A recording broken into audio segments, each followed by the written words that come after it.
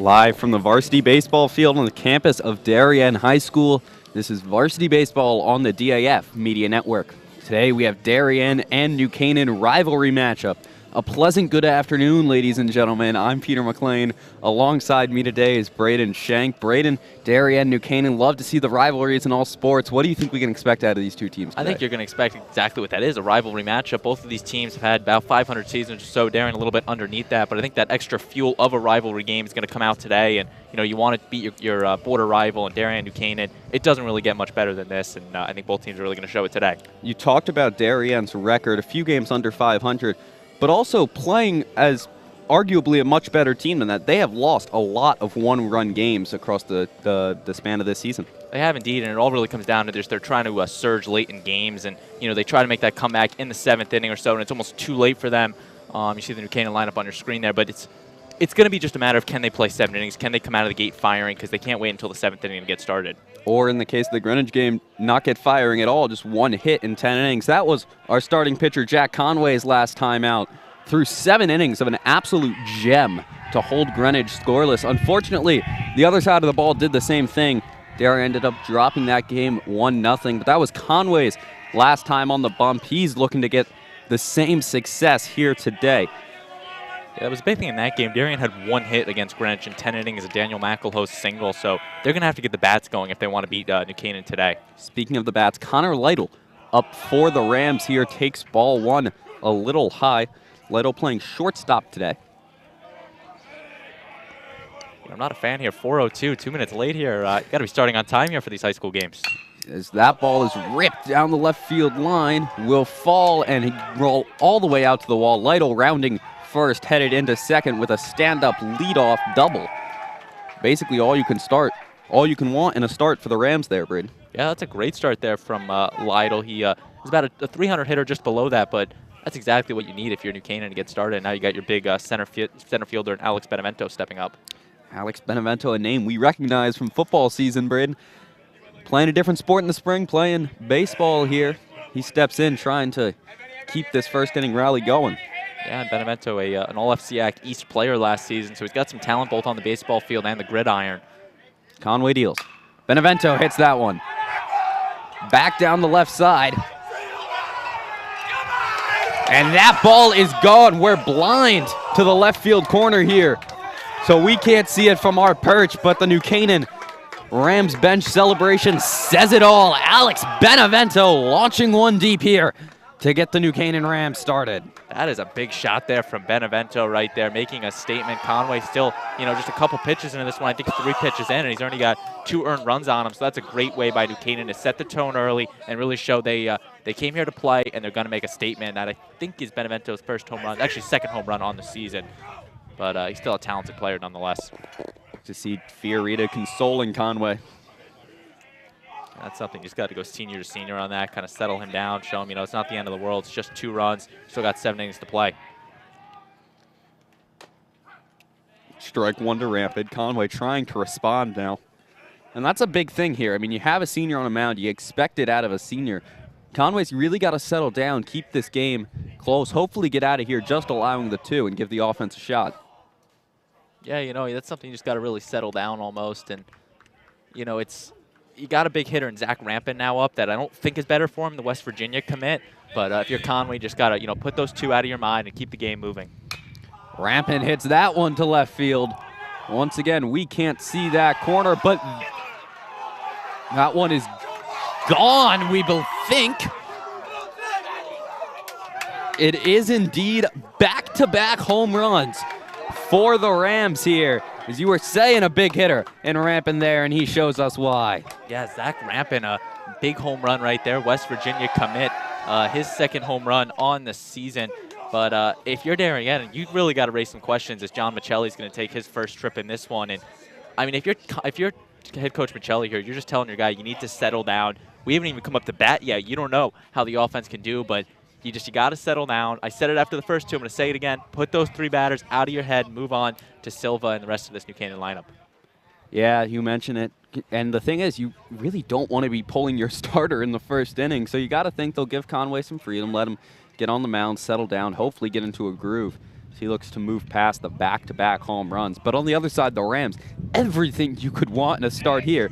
Leadoff double, home run to left field, home run to left field. Yeah, indeed, and it looks like Billy Batson's going to get warmed up in the pitcher, so we could see the 2 starters for Darien in this one. Batson, the lefty starter normally for the Blue Wave, but Conway's just going to have to try to get something going in this one. Silva takes that one low for ball 1. We apologize for the lack of excitement and initial calls on home runs. We have the New Canaan dugout in our way from seeing left field from where we're sitting. We don't actually know where any of those balls landed, but the way they sounded, they were deep. Yeah, Peter, that's something you don't need to tell the viewers right there at home. Just got to go with the flow. But that one low gets a swinging strike. Count moves to 1-2. You can definitely tell Conway's got a little bit more confidence in his pitches the last 2, throwing that nasty curveball of his and getting a nice swing from Silva. So I think he's starting to settle down a little bit still in this first inning. That one's grounded to the third base side. Throw on to first is in time for out number 1. And that's really been the big thing for Conway all season is just the defense behind him. And, there's been a lot of errors on this Darien team this season. And really just a matter of can the pitcher get his confidence by the fielders. And Will Smosky's been a great addition over at third base when Conway pitches. He brings a bat, brings a great glove to the field. So Smosky, just a junior, he's going to be a big star next year for Darien. Conway deals that one, popped up. A lot of players ranging over. That one's going to fall. You mentioned the defensive woes from the Darien team. We see one there, Braden. I think Darien on that one was still just kind of a little shooken up by the 2 home runs that New Canaan hit. That's, especially in the FCIAC, a home run really isn't that common compared to some other conferences, and seeing back-to-back of them an oddity. And I think Darien was still a little mesmerized by that one and couldn't get it out of their head. And I think thus the ball just drops between Macalos and Viro. Yeah, you saw Viro and McDonald out there and on the right side of the infield. Did I say Macalos? You said Macalos. Sabilio, Friarita were all also in the area. It looked like Macalos had called them all off, but that ball will drop. Officially scored a hit, it looks like. So you said Macalos too. My apologies. McDonald's in right field today. That's not going to be confusing at all. McDonald, Macalos. But still, though, Darien's got 1 out. Conway's just got to pitch his game out there and see what he can do. Charles Mayhos up at bat for the Rams right now. Count moves to 2-0 as Conway missed with that one as well. Conway's someone who has only given up 21 hits on the season in his 4 outings. So the 4 in the top of the first, definitely an oddity from him. He misses wide once again, 3-0. And now you got to start to consider how short is the leash on Conway. You have the 2 home runs. Do you try to give him a little time to settle in? Or if he's still unable to find the strike zone, do you move to Batson? I think the big thing there is really just what can Darien's offense do in the bottom of the first. You might be a little bit tighter if your offense struggles against a pitcher like Pearl, but if your offense can get the bats going, potentially score a run or 2, maybe you give him a little bit more of a leash and see what he can do in the later innings. It would be an uncharacteristic explosion of the Darien offense. One could argue they're due for one as Mayhos is rung up on strike 3. Beautiful pitch by Conway to get the backwards K. 2 down here in the first. That was only strike 2, Peter. That was an aggressive strike call then. 3-2 count. That one's grounded up the middle. Fiorita Fields flip to second for 1. On to first. Bouncing throw. Drake scoops it, but not in time. The 6-4-3 double play not able to be completed. But Darien will get the out. I was just about to say to him that the umpire's given a little low at the knees, and I think Conway's picked up on that and started to throw more there. You can even tell the balls. The umpire's giving it a second thought back there, so Conway could be definitely looking for that. Pick off to first. Plus, you got my scorecard all messed up that you put the backwards K on there. Yeah, it was an aggressive punch-out call, and the way Mayhos hung his head, I thought it was strike 3. I just like giving you a hard time on it. Pick off again for Conway. Got Luke Hickey, a senior, up for the Rams here. Yeah, he brings a lot of veteranship to this New Canaan team, and now in his second year for head coach Bloss and the Rams. Conway back again to first. I think Jack Conn at this point has got a little bit paranoia in his head. He knows that this lineup can hit, maybe trying to get a free out over at first if he can get a nice pickoff move. Like I said, you really just got to throw it out of your head if you're Jack Conway and let the rest of this game progress. I guess you're not getting those 3 runs back now as that one's chopped to Fiorita at short. Throw onto first. In time, little stretch by Drake to make the play. And Darien gets out of the first inning, but not without some damage. New Canaan leads off with a double, follows it up with back-to-back home runs to take a 3-0 lead here. We're through the top of the first, and we'll be back in a moment here on the DAF Media Network.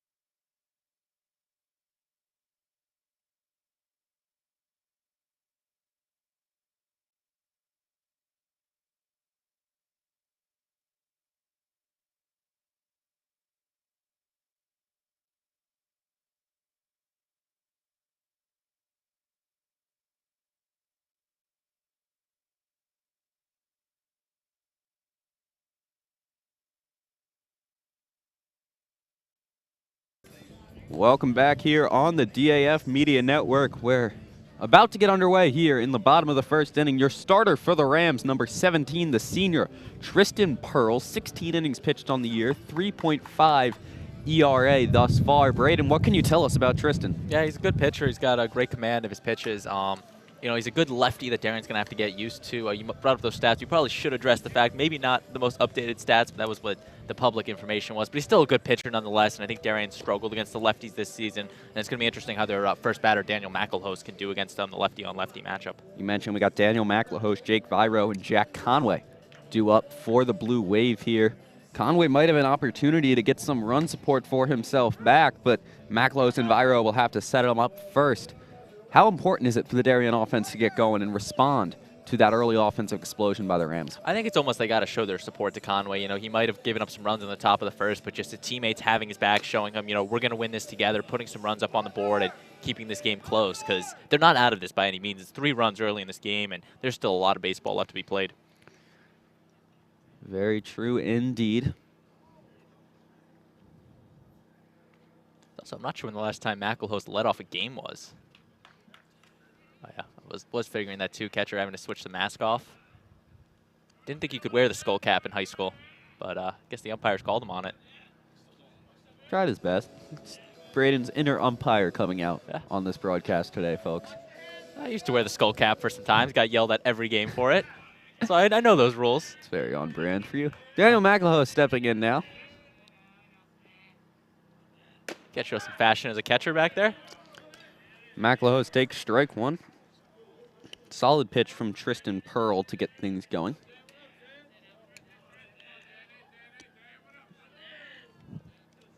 Pearl kicks and deals. McElhost takes that pitch. Misses ball 1. The other thing I got on this scouting report on Pearl is he's got great command of his pitches, and he's got great location on them, that he will hit the corners and find every inch of the strike zone he can, so Darien's got to be aware of that. McElhost big hack fouls that one off. Count moves to 1-2. Yeah, Pearl's got that fastball he'll go to, but he can also go to his curveball, his changeup, or slider that he's really thrown this season, all getting great velocity on all of them. And I think he's going to use all the weapons he's got today. It's going to be a challenge for the Blue Wave. The pitch. McElhost rung up on that one. You saw it. Daniel just got frozen there at the plate. Leadoff K for Pearl. And that's something, he's got his max velocity at like 85 miles per hour for his fastball. Then he goes to a curveball. It's more like around the 65 range. I mean, that big of a difference, any hitter is going to be fooled like that. When you throw it as good as Tristan Pearl, it's going to be nearly impossible to hit. Jake Viro stepping in now for the Blue Wave. Pearl comes set and deals. Viro hacks that one into the woods. At least it's good Darien's showing they're willing to swing the bats early in this game, because I feel like that's something we've seen in a lot of their games. They're a little hesitant to swing the bats in the early innings, and by the time they want to start swinging them, it's a little too late. So I think just getting the early momentum, showing they're going to swing the bats in this early bottom of the first inning, I think is really a big momentum setter for Darien. Viro takes the breaking pitch, strike 2. It's the second pitch we've seen from Pearl in just the first 2 batters that has left a Darien hitter frozen up there. That's such a great pitch from Pearl right there. And I mean, if he can throw that all day, it's going to be a long, miserable day for Darien. Viro even might have thought he went on that one. They're saying he didn't. Count moves to 1-2. I think that's almost as a catcher there, rampant. He's just trying to go with the motions, trying to get the umpire to go with him, trying to sell it, if you will. Because that's part of the catcher's job, is selling those close pitches. And he's going a little too far with the act. The umpire didn't give it, though. Pearl deals. Viro hits this one off to the right side. Shallow right field. And that one is caught by Sheffield easily for the second out of the inning. I mean, if we thought that the McElhouse-McDonald combo was going to be tough, how about Jack Summers and Jack Sheffield in right and first base? Two Jacks, both with an S last name, and they're batting 8th and 9 in the lineup. We got to keep our life interesting. Oh, yeah. Got to be on our toes this afternoon. Conway stepping in now. Pearl deals. Conway takes that one high, ball 1. Once again, as I've been talking about those speeds, Pearl throws those curveballs and comes right back at Conway with the fastest pitch he's got. So it's definitely an off thing that I'm not sure if Conway was really ready for. Missed high. Pearl dealing once again. That one taken, strike 1. Count moves to 1-1.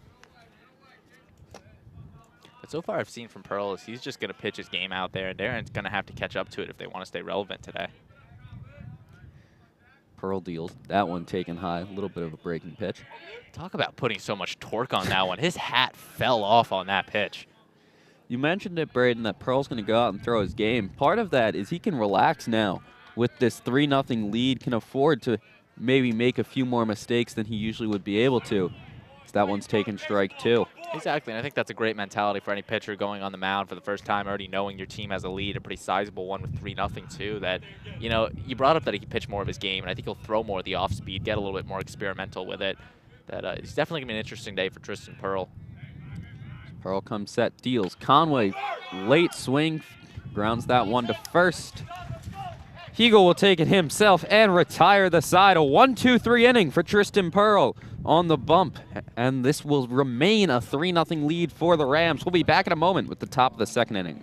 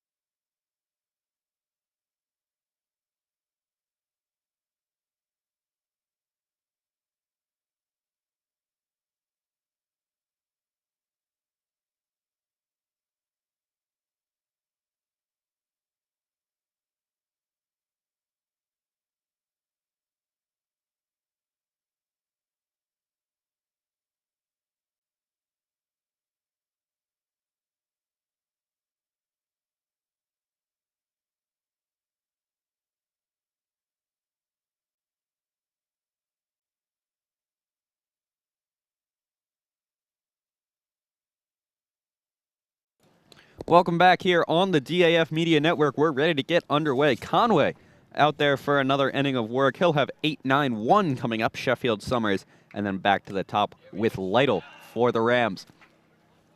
3-0 ball game. New Canaan offense exploded in the first inning. They're looking to replicate that here. They are indeed, and I think they made that statement a little early in this game, and it's going to be interesting if they can keep that production up for 7 straight innings, because they could go 6 scoreless and Darien could fight back in it. There's a lot of possibilities still left in this one. So that one's called strike 1 by Conway.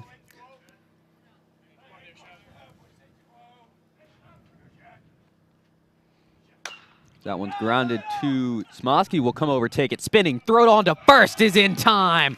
A beautiful play by third baseman Will Smosky to retire Sheffield here. 5-3 put out. That's exactly what I was talking about right there. This Darien defense shaky all season, but they bring in a player like Will Smosky, willing to show off the glove, make the big plays, and flash some leather on it. I mean, it doesn't get much better than that. And I mean, Smosky just showing why he belongs on this diamond.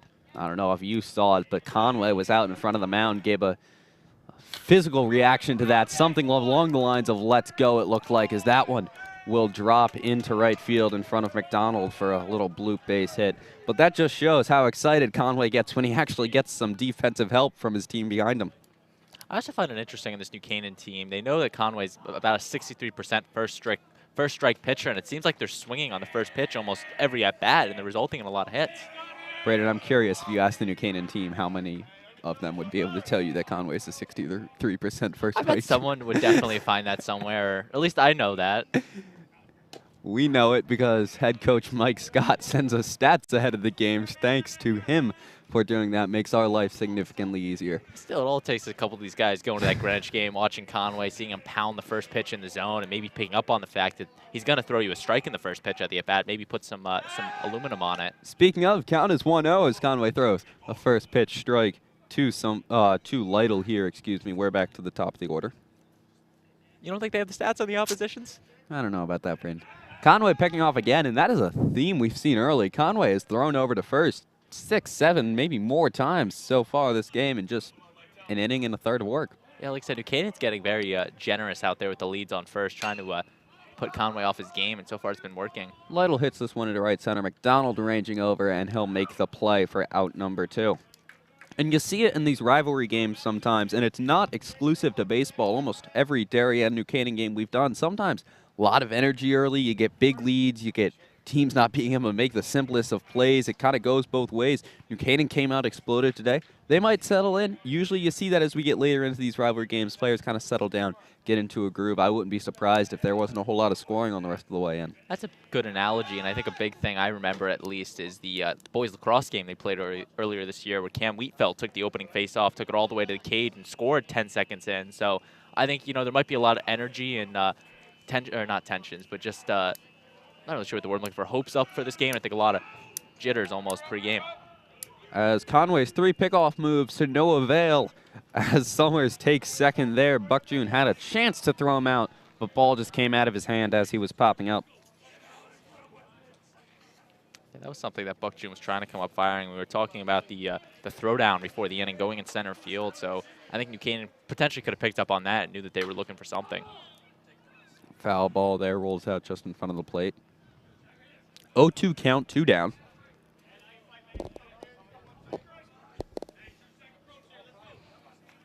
This is really Conway's chance right here to put away a big batter in Benevento. Not only a big batter, a little revenge as Benevento took him deep just an inning ago to plate the first 2 New Canaan runs. Conway comes set, payoff pitch here. And he won't throw down, but he'll make a chance at a pickoff attempt to second base. Still a good move from Conway. Got to keep the runners on their toes. Conway comes set once again, looks back at second. Winds, deals, pitches. Called strike 3 to send Benevento down looking. And that will do it for the top of the second inning. Conway gets out with no more damage done. Lead stays at 3-0 for the Rams. We'll be back in a moment here on the DAF Media Network.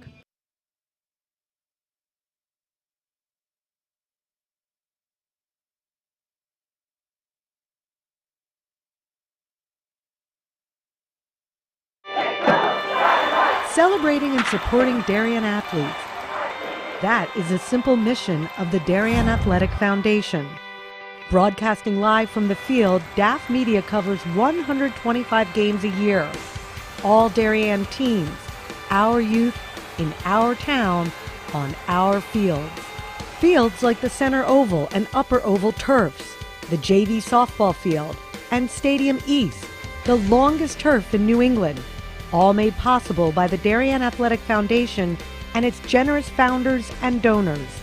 The Darien Athletic Foundation is not just committed to building our town's athletic infrastructure, it's improving the civic infrastructure for everyone to enjoy. The multimedia scoreboard, the snack bar pavilion, and the stadium lights, a $750,000 investment that makes Darien High School just the second school in Connecticut with LED lights.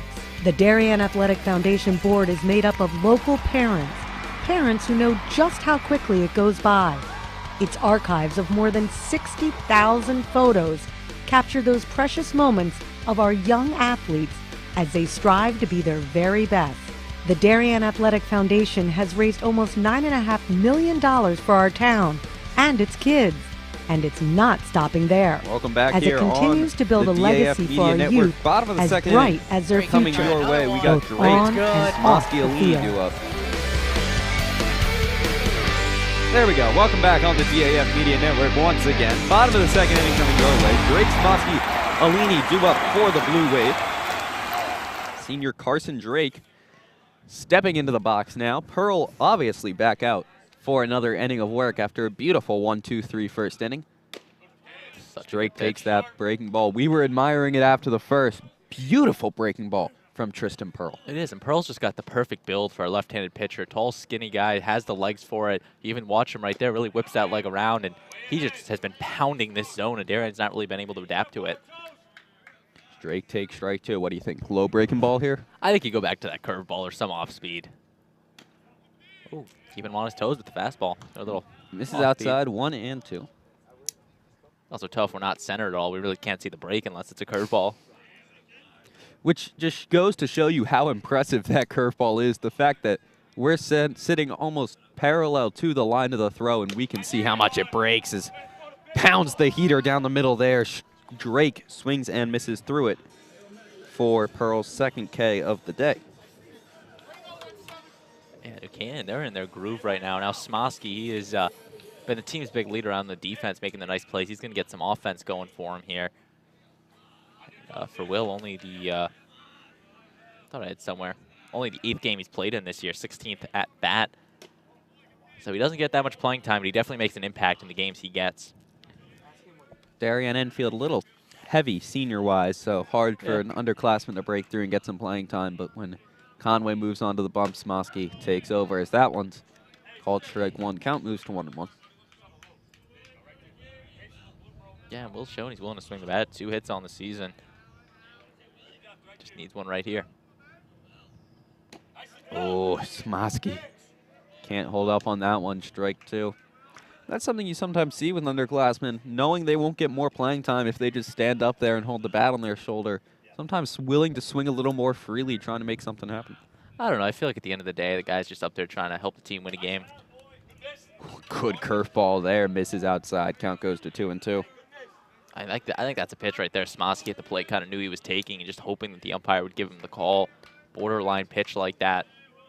When the velocity difference is so great on a breaking ball to fastball, sometimes you just got to guess and hope you're right. Smosky hacks that one back. Like I said, my pregame research I found, I'm counting about 20 miles per hour, so difference on the fastball and the curveball, which, I mean, that's just crazy right there. That's impressive at any level. To see that in high school? I mean, 85 fastball, 65 curveball. That's, I don't know how you hit that. There's a reason we're in the booth. Yeah. Smosky grounds that one up the third base side. Lets that go foul. He'll step back in. Count staying at 2-2. Smart play and vocalization from New Canaan on that one, letting it just go foul and not getting premature with a great job by Silva at third just to let it trickle over into foul territory. Smosky stepping back in. So nice crowd on hand here, Darien High School. It's people out in the outfield. It's not often you see people attend Blue Wave baseball games outside of the parents. So that one misses low. Nice, always nice to see that. Looks like we might have some students out there. I don't know. I came to the Danbury game the other day, and the weather wasn't great, but there were some people out here supporting Darien. Yeah, still a pretty good crowd, though. You mentioned the weather. Beautiful day for baseball today. As Smosky hung up on that one, he was getting ready to trot down to first. The ump and Pearl had other ideas.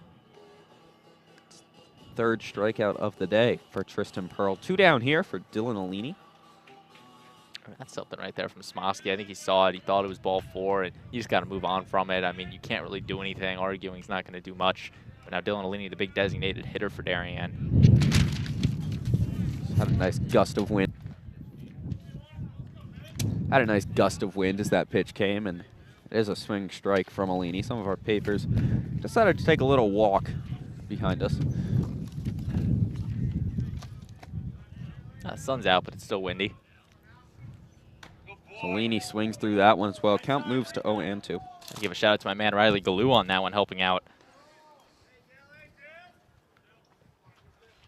Yeah, we got a nice crew as well. Davis Dev, Cooper Kelly. Yeah, they deserve a that's shout your out, job, but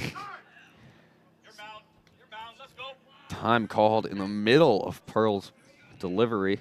So he'll come set and try it again. Alini grounds this one up the middle. Will get through for the first base hit for the Blue Wave. Nice contact there from Alini. That is his 6th hit on the season. He's a pretty good hitter for Darien and picks up the first hit of the game. And you could tell Pearl a little shooken up after that one, after he was pitching so flawlessly, and Alini just got some contact on it.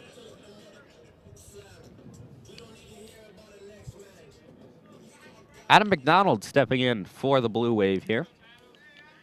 Alini on first, trying to do something with their first base runner of the game. Pearl deals. Pitch is low, ball 1. Now Darien's moving into that bottom of the order here, and it's really just they're looking to make a statement here, trying to get some hits, move Alini over, keep the runners going, because Alini's got some speed to him. The hole. Pickoff temp a little close for comfort there if you're the Blue Wave, but Alini gets back to the bag in time.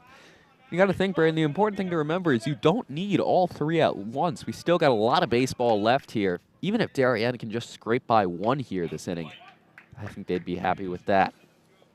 McDonald fouls that one back. Count moves to 1-1. Yeah, for sure. And I think that one, the nice lefty move of Pearl, I think was really solid and almost fooled Alini on it. Pearl comes set. Delivery to the plate. Snap throw down to first base. Gets away from Hegel over there. Wasn't in time either way as Alini able to jump back.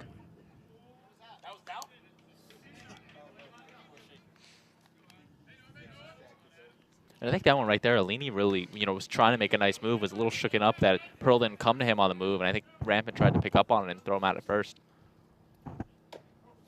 That one's inside, ball 3. New Canaan coaching staff not happy with not the most recent call, but the one before it. Very confused on where that pitch missed, and frankly, I am too, Braden, but we don't have the best view here. 3-1 count. At the end of the day, the opinion only matters if the guy in black behind the plate. Not blue today. I also find that kind of hard to believe, Darien, in the black. Normally you try to go with the this neutral color. I'm shocked they're not going with the powder blues today. They don't have a powder blue uniform this year. The powder blues have been, Darien gets 1 alternate uniform a year as McDonald swings through that. Count moves 3-2. Darien, I was talking about the umpires on that one. Oh, the umpire. Powder blue. Darien's had a powder blue for a few years Thank now. God they got rid of those this season. Thank God. Braden is very opinionated on the powder blue uniforms as that one is fouled. Drifting may head out of play. It won't, but it'll fall harmlessly foul, and McDonald will step back in. Yeah, the powder blue, it's not Darien's colors. It's really not. I don't know whose idea that was, but definitely want to have a talk with them.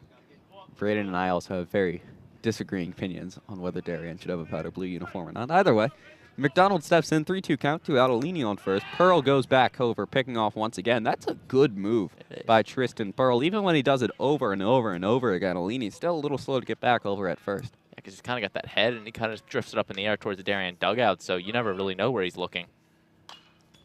That one's fouled back by McDonald. Hacking to stay alive. At the very least, Adam McDonald will have driven up Tristan Pearl's pitch count a little, which was not something the first 5 batters of this game could have said.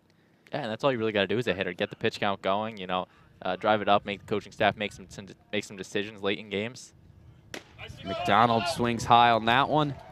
Check swing, not held back in time, and he will head back to the dugout, head down. Strike 3 called. 4th strikeout of the game for Tristan Pearl. All 3 outs on K's that inning. We'll be back in a moment with the top of the 3rd.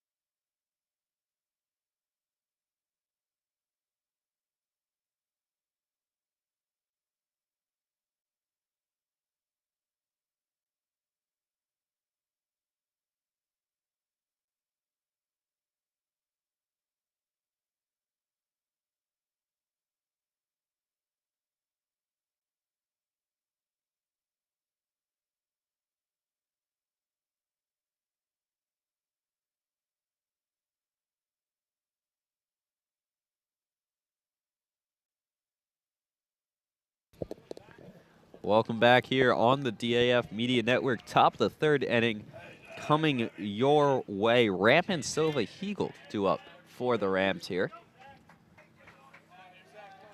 Conway deals. That one taken low, ball one. Yeah, Zach is a big hitting catcher. He's one of the best defensive catchers in the state, but on the hitting side, you know, he's hit 2 home runs this year, had 3 last year, and over one OPS last year. So he definitely's got a bat to him, and he likes to show it as well as the defensive side that he brings. For those of us who are less numbered focused, you could also demonstrate his bat by the moonshot he hit in the first inning that went over the left field wall and made this a 3-0 game. Or you could do that as well, yes. Yes. Or numbers don't lie. A 444 average on the season. Pretty good. Conway deals 3-0 count. Rampant will take his base. Maybe a little scared pitching there from Conway after what happened in that first inning. Isn't that part of my job, though, to bring up the weird stats that you probably should have no clue what they mean? Oh, absolutely. Yeah. That's how we got Walla Walla Little League. Oh, God. Fairfield Ludlow. It's still Rampant getting the leadoff guy on for the second of 3 innings today. Henry Silva up for the Rams now. That one taken, ball one.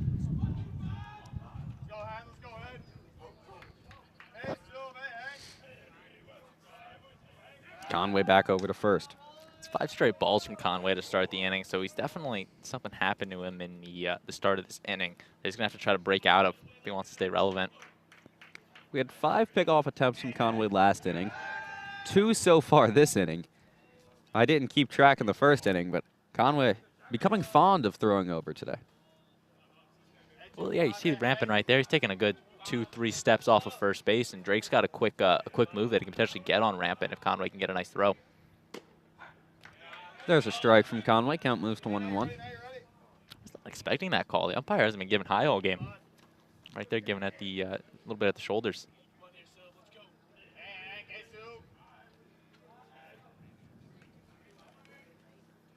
Conway deals that one, swung through and missed. Count goes to 1-2.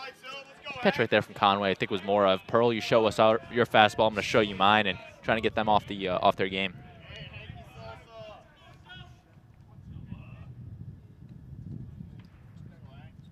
Conway sets, deals, fires. That one misses high. Count goes to 2-2.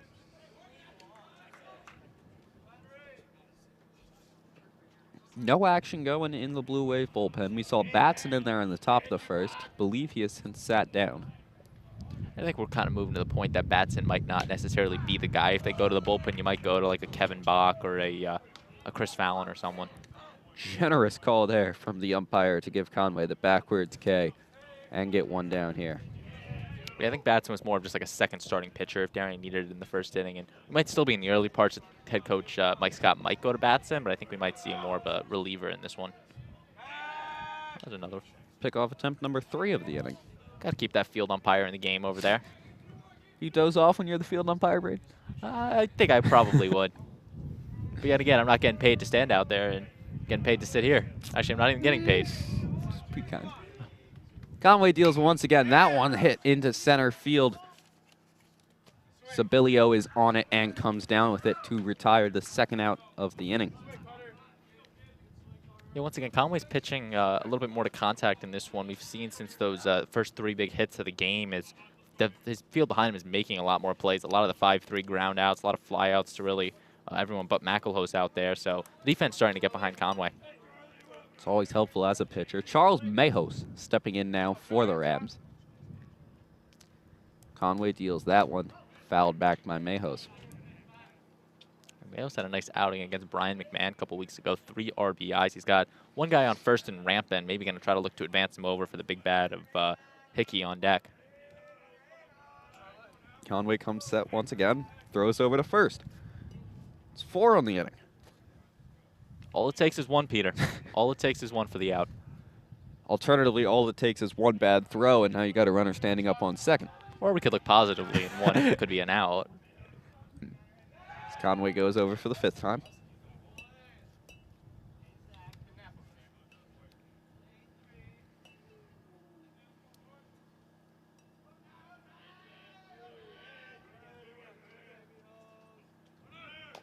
Runner goes. Buckjune mishandles that one.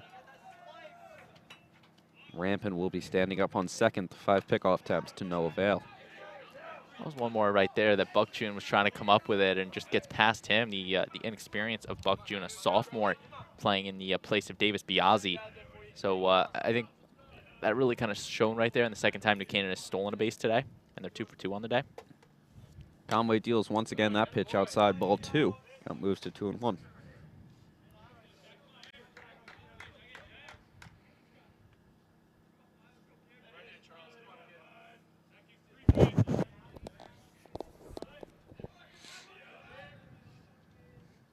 Thinking about second base is Conway. He'll turn. We'll count that. That's 6. Yeah, still counts.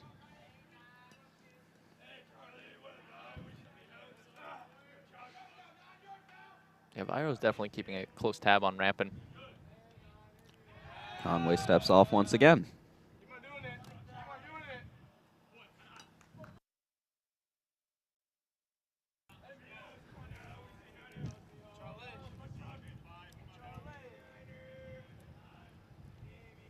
Yeah, Conway's really keeping a close eye on Rampin. There's 8.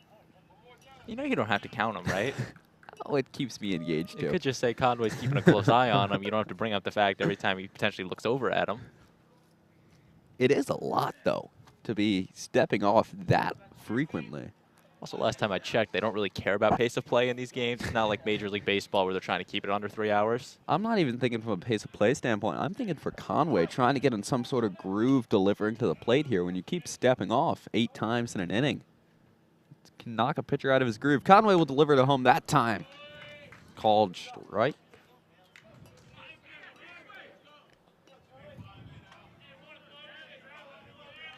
Big 2-2 pitch. All Conway needs is to lay one in there. Looks back to second. Comes set, delivering to home. Runner takes off. I thought Buck June had that on the outside corner, too. Buck June seems a little more concerned with selling the call and getting the throw over to third. Well, because all you need is that strike 3 pitch.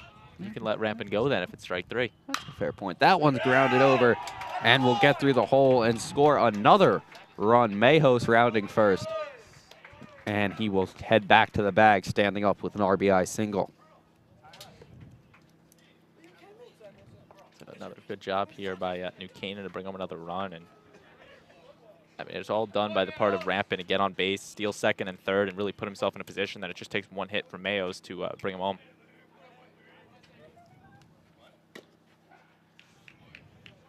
Luke Hickey up now. Takes strike 1 there.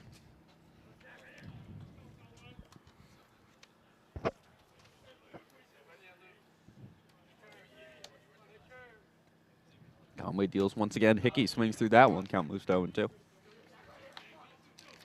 You could definitely tell when Conway's not as concerned with the runner. He's just kind of firing in the zone, to your point earlier.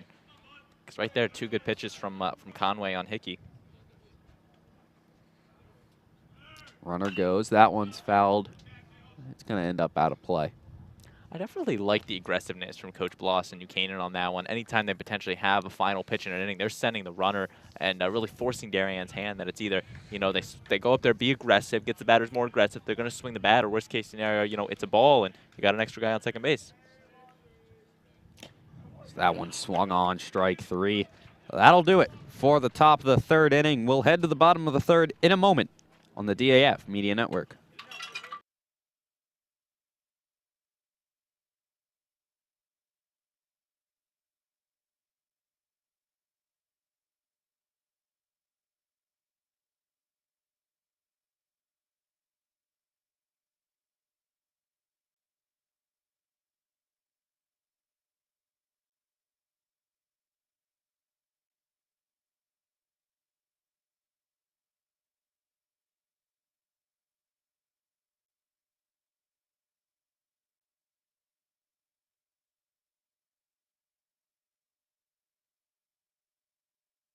This broadcast is produced by DAF Media, a joint venture between the Darien Foundation and the Darien Athletic Foundation.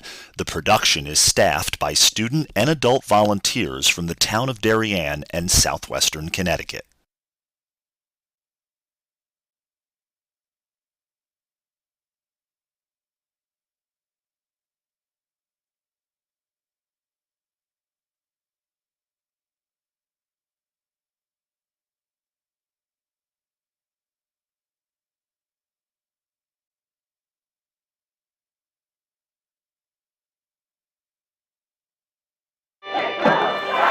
celebrating and supporting Darien athletes.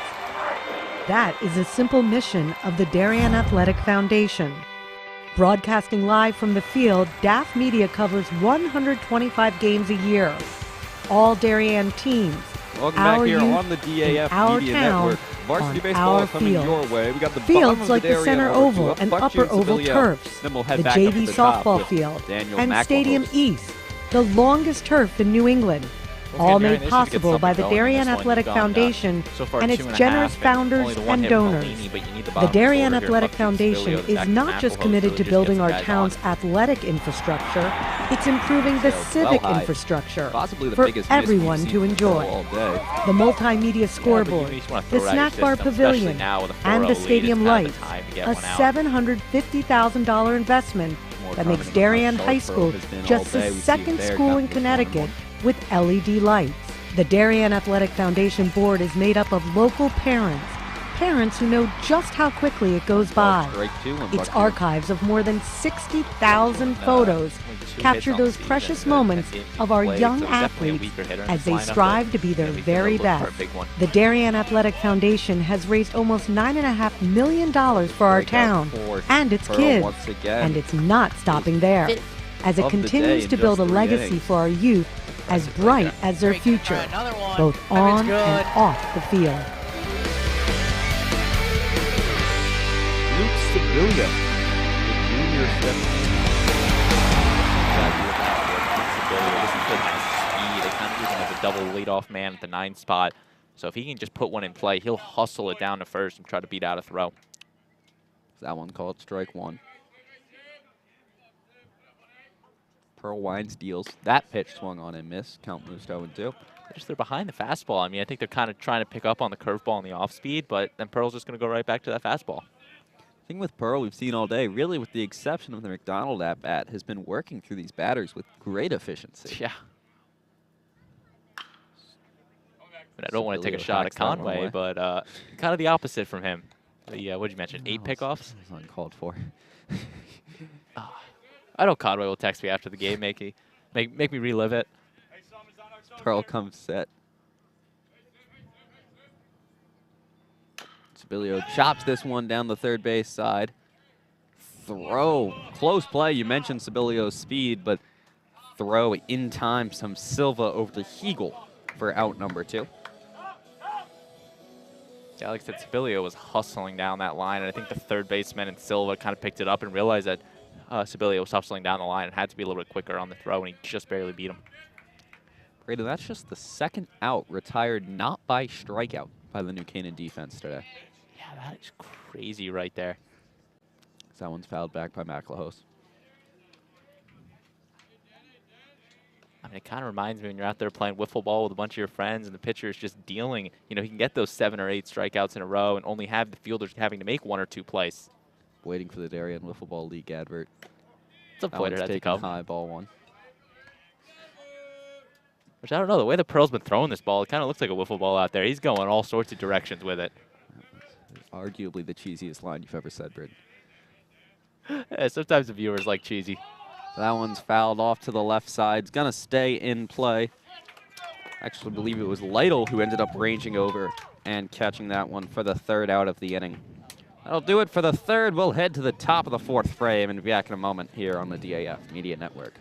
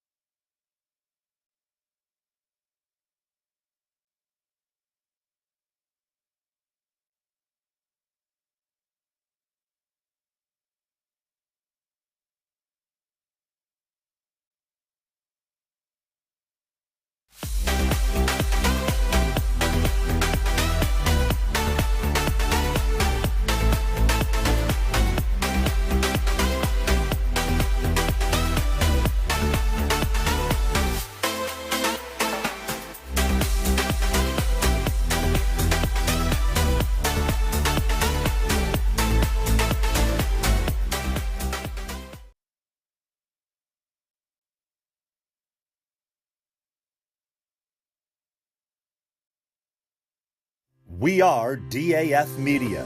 Darien's hometown source for sports, arts, and entertainment, established in 2017. We are Welcome back here on the DAF Media Network. Conway out there for another inning of work. Top of the 4th inning. We're going to have Sheffield Summers Lytle due up once again for the Rams. Conway deals that one. Hit in the air. Off to our blind side on the left.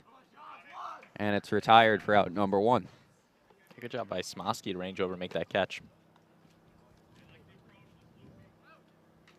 And I also found it interesting on the way over to first base, the New Canaan coaching staff telling their team, we cannot be up there taking fastballs. You know, let them beat you with the off speed, but you know it's a fastball. You got to time it up, and New Canaan's been doing a great job of that all afternoon. That one taken, ball 1.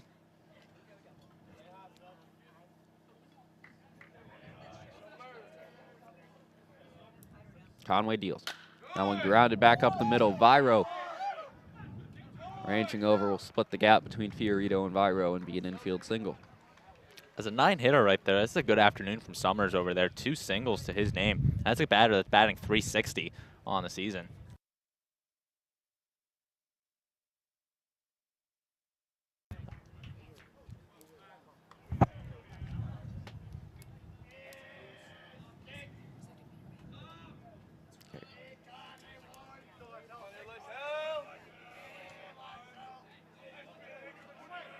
Back to the top of the order. Conway throws to first. Are you going to count him again this inning? Of course I am. Oh, jeez. A nice little tally going here. Oh, God. 8 last inning, 5 in the inning before that. That one low in the dirt.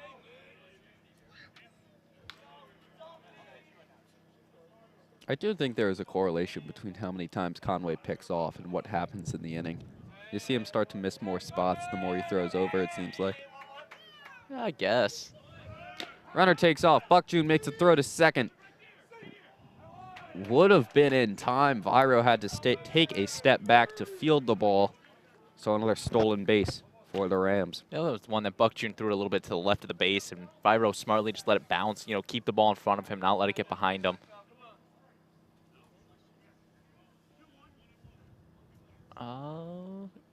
Yeah, I think 1-1. Fire's got to clear the count. Scoreboard's got 2 and 1. There's A 1-1 count.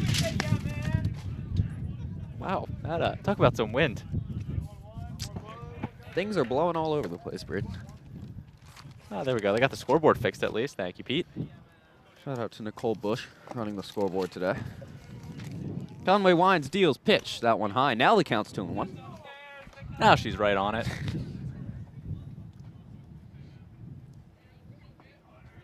I don't think Nicole likes us heckling her over there on the scoreboard. I think Nicole is perfectly indifferent. Conway winds, deals. That one grounded to Viro at short. He'll field it 1 hop, throw to first in time for out number 2. Summers will advance to third on that, however. Once again, Canaan just playing smart with the little ball, or with the short game rather, and getting the guy over to third in Summers. He just gets on with a single, but steals second. The ground ball moving him over to third, and now you got your big bat and Benevento stepping back up. The home run back in the first, so he's going to look to do some more damage on Conway. You stole my opportunity to say it. Benevento is one of my favorite names in the FCIAC to say. We got to say it in the fall for football, once again for baseball. Buckjune's going to head out and talk to Conway here for a moment. Got a runner on third, 2 outs. I've got to ask, what is your favorite name then to say in the FCIAC? It might just be Benevento. Oh, wow. It's got a nice ring to it. I don't know. That's some good ones over the years. A lot of good ones. Can't think of any more that come to mind. Nothing off the top of my head. Our involvements are on 2 different levels, though. But you just needed to work that in, didn't you? Oh, that one's taken 100% low. 100% did. 1-0. Anytime I can claim something on the great Pete McLean, I'm going to take the opportunity.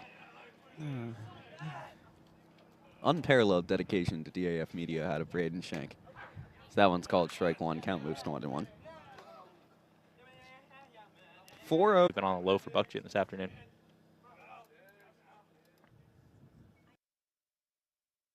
So that one misses low. 3-1.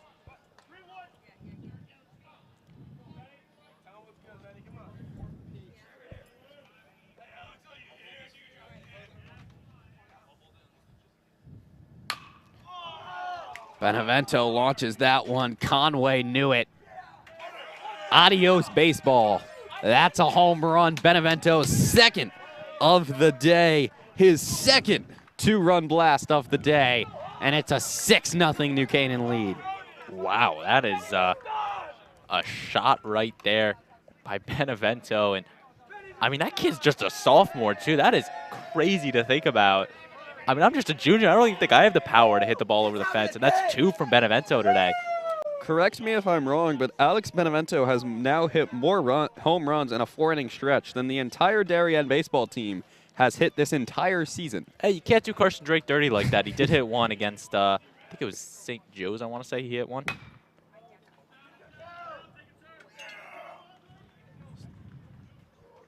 That one's hit into left and falls. Rampin will get the single. Not quite back-to-back home runs again for the Rams. I also don't know that field over at Mead Park. I don't think it's got the longest of fences, so definitely a change for New Canaan today. They're probably going to a bigger park in Darien. Not a problem for Benevento as he's launched two. And that one had very little doubt once again to the blind left field corner here for us at this varsity baseball field. But you could see it in Conway's reaction. He knew, everyone knew as soon as that contact was made that that ball was gone. I'm starting to think if after this half inning I should go move my car out of left field, maybe move it somewhere a little bit safer. Can't be doing any damage by Benevento baseball. Band concert isn't until later, so the band room should be empty. How do you know when the band concerts are? Gotta keep track of your town events, Brad.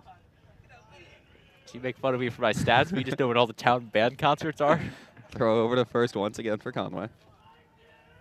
I can't tell if the viewers out there like our banter here or not. About random band concerts in town. Gotta keep things interesting. A little double barrel action going in the Darien bullpen. That one's inside, snuck by Buck June and drilled the umpire. Ooh.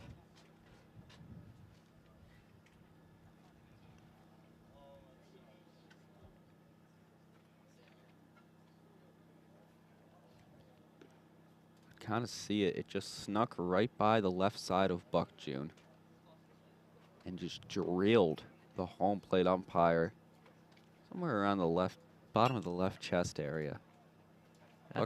Buck June's gonna trot out to the mound as head coach Mike Scott and the field umpire talk it over. He seems to be okay. Hope it's that way, of course. That's something the umpire padding. It's like almost like a football pad. It covers just about your rib cages, and that's it. So anything underneath those is pretty much exposed to a baseball. And I think in that one, the ball just kind of tripped up and hit him right there in the stomach. Luckily, there's no bones that could be broken there, but it definitely stings if you take one there. Yeah, seems to be all right. Silva is going to advance to first on that. Rampin heads back to second, and that brings up Hegel for the Rams.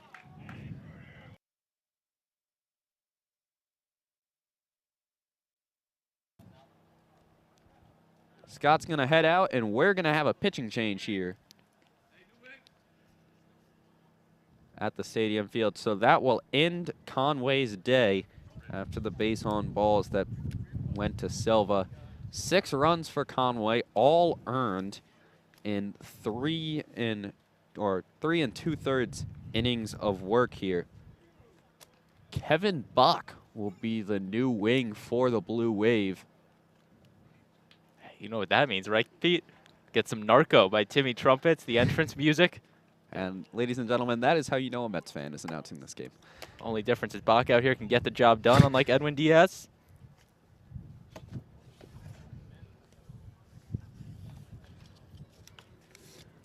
Bach coming out. 2 outs here in the top of the 4th inning. Runners will be on first and second.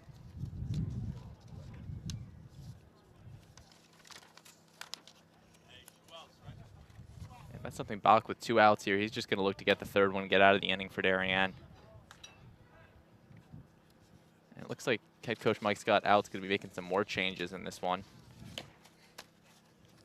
Might be to get Conway's glove back in the field, or at least keep his bat in the lineup in some way, shape, or form. Yeah, Buck's only got a 2 RA, I think, as you're bringing up. So he's definitely a consistent pitcher. He's one of the most reliable bullpen arms for this Darien team. He's comes in, not sure, I think he got the stats up on the innings pitch he has, but he's a pretty good pitcher for Darien, and you know, he's a reliable one that head coach Mike Scott can go to. Important arm out of this Darien bullpen. Believe that's number 11, Chris Fallon, trotting out to what I assume will be center field for the Blue Wave. It looks like McLehose and McDonald are still standing out there. So a entirely senior outfield for the Blue Wave now. We'll see what happens with the order for the Blue Wave when they come up to hit, but at least offensively Fallon heading into the field for the Blue Wave. It's going to be interesting because I think they might try to keep Conway's bat in the lineup, considering he's due up on deck to start the inning. So you might see that, and then but then you would just switch. Yeah, I'm not really sure what they're trying to do, especially gets tough when you have the DH. It's also, there are high school re-entry rules and other things that make this a little more complicated than you would originally know.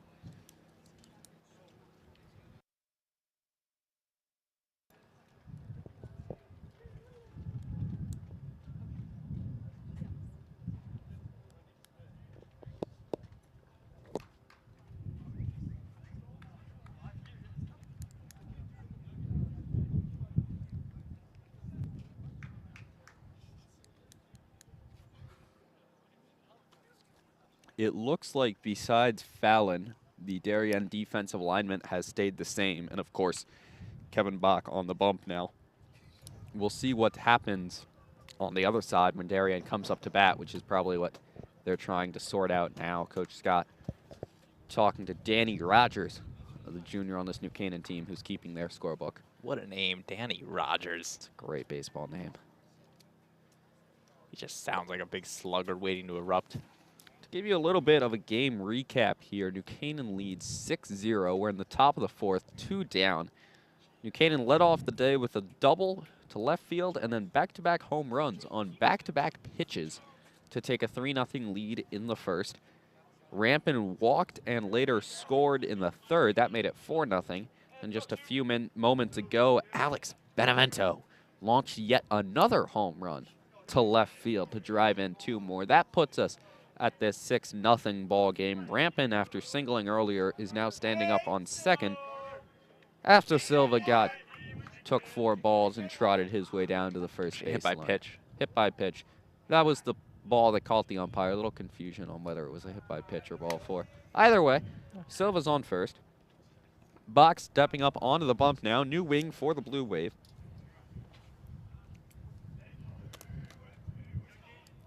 Bach deals. That one taken low, ball 1.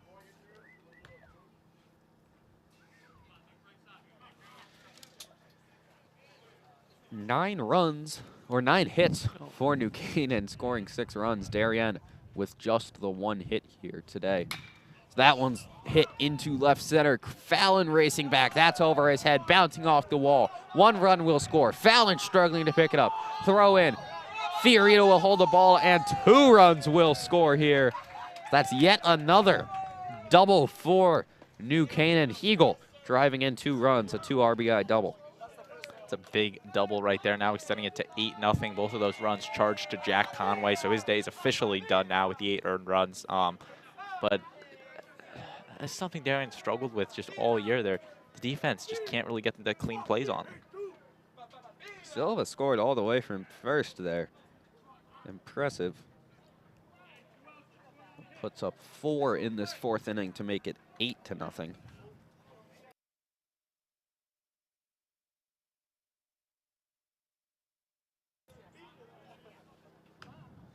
That brings up Mayhos here now. Wave now chasing 8.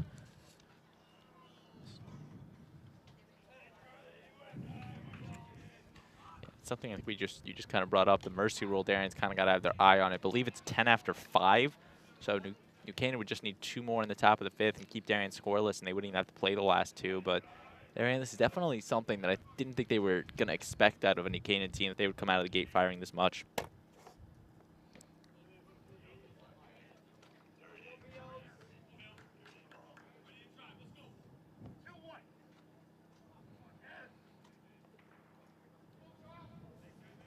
Two-one count here.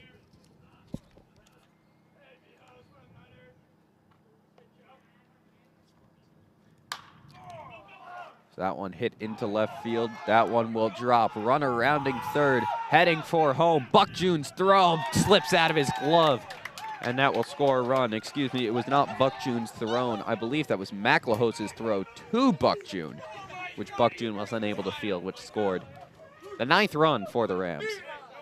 Another good double right there from Mayhos, and Canaan might now bring their 9th hitter up to the plate this inning.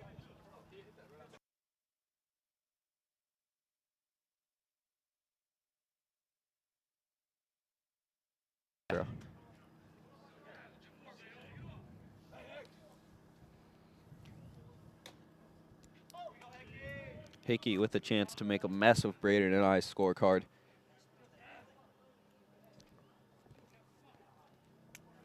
You kind of messed me up back in the first inning. Only fair that I repair the favor. Bach deals. That one misses low. Count goes to 2-0.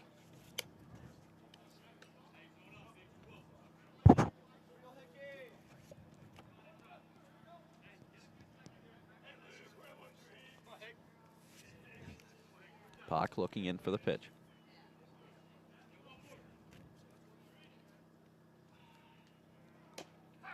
That one called strike one.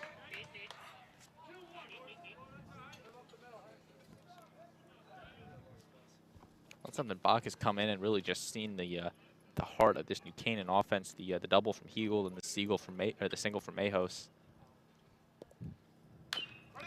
That one's grounded up the third base side. Smosky will field, holds the throw, wasn't going to be in time. Good play by Smosky to hold on to that one and not let the runner advance from third. Smart play from Smosky, I give him that. Infield hit for Hickey, and the Rams have now batted around this inning as Sheffield is back up, who led things off with the first out of the inning flying out to third base. Yeah, this is a long inning for New Canaan, and they're going to look to just keep it coming. So that one is skied into the infield. Viro ranging over. McDonald calling him off. McDonald will catch that one, and that will do it for what turns into a long 5-run top of the 4th for the Rams. We'll head to the bottom of the 4th and be back in a moment on the DAF Media Network.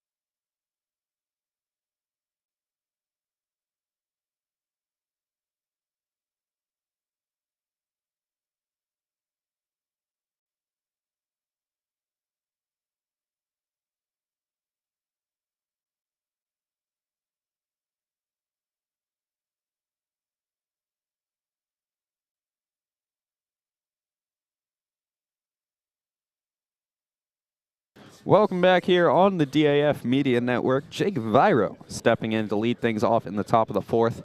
Chris Fallon in the on-deck circle. Planning to hit for Conway, it looks like, meaning Jack Conway's day is done both on the mound and at the plate. Tristan Pearl out there for yet another inning of work after, might have been a 20, 25-minute rest there with that long top of the 4th inning. Pearl misses high on that one. Yeah, and that's something. Conway 3 2/3 innings, and what is that? Viro rips that one up the middle, and you know, Braden, it's got to start somewhere. It does indeed. And a short single from Viro, one of the team's better hitters at Should had it somewhere. He's definitely the guy that could get it done. The biggest thing for the Blue Wave is that, unfortunately, in baseball, there is no such thing as a 9-run home run. It's important for the Blue Wave to remember that this can't all come back at once, and that they just need to do it piece by piece if they want to get back in this game. Fallon takes ball 1. I think the first battle Darien's going to have is they need to just put a run up on the board. You know, take the possibility of a mercy rule off the board, because all New Canaan needs is 1 in the top of the 5th and hold Darien scoreless, and they would have a 10-0 mercy. So I think that's a big thing for Darien, is just avoiding that, putting that in the back seat, and just keep playing their game. That one's high.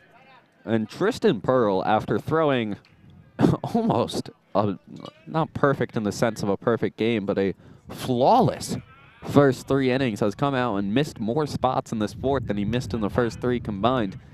That one takes strike 1. Maybe that layoff having an effect. Maybe that's just what Darien needs, some mistake pitches to get back in this game. Yeah, it's something, especially when a pitcher's in his groove like Pearl out there. You want to just keep throwing all innings as you can, and I think that 25-minute break really could be a deficit to Pearl, but he's just going to have to get back in that mojo of his. That one's fouled off. Count moves to 2-2.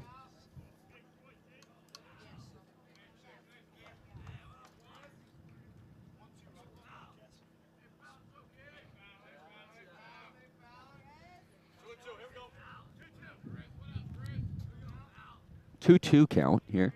Viral on first. Pearl comes, deals. Fallon swings and misses. A great pitch by Tristan Pearl to get the K. 1 away here. It's a great, nasty pitch, and especially Fallon fresh off the bench, more vulnerable to that pitch of Pearl, because he hasn't seen it all day. Or at least at the plate hasn't seen it all day. Carson Drake stepping in now.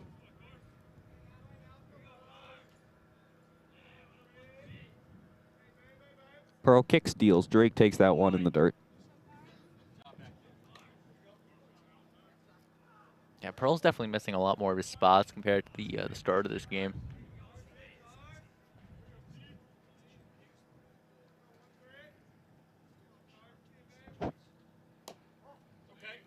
That one misses. Count goes to 0-2.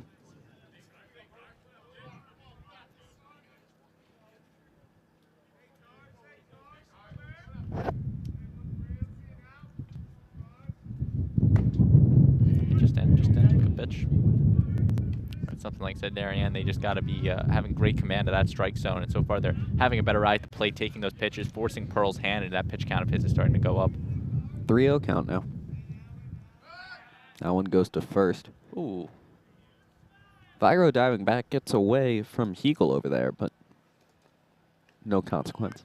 Hey, talk about a first baseman over there. Carter Hegel, just a freshman for New Canaan, the only freshman on this roster, and you got to assume he's still got 3 more years left on this New Canaan team. He's going to be a star over there at first. Great defensive, and brings a bat to New Canaan. Drake takes that one, strike 1.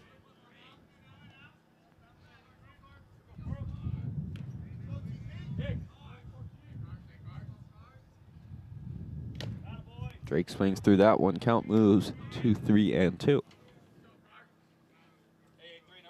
He definitely fought his way back in this count, Pearl. He was down 3-0, really battled on Carson Drake.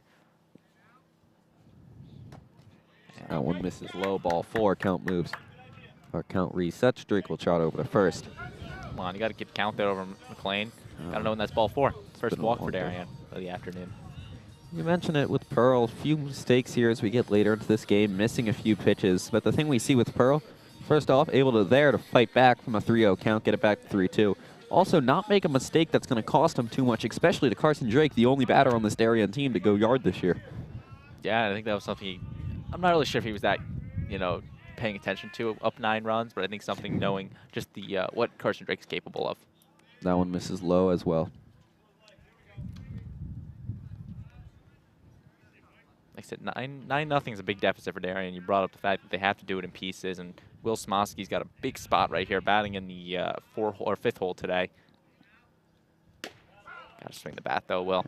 Really, the first jam Pearl has found himself in today, and you got to think this is an opportunity for Darien to maybe get some momentum, get back in this game.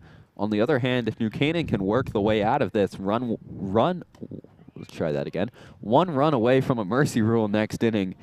Scary thought if you're Darien. Yeah, and like I said, this bottom of the 4th really is a big inning for both teams, and I think Darien's looking to just stay in it. Will Smosky looking to make an impact. just put the ball in play. Make the defense make some plays.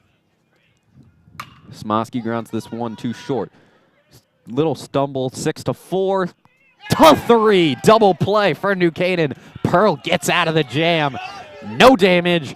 9-0 ball game. We'll head to the bottom of the fourth and be back in a moment on the DAF Media Network.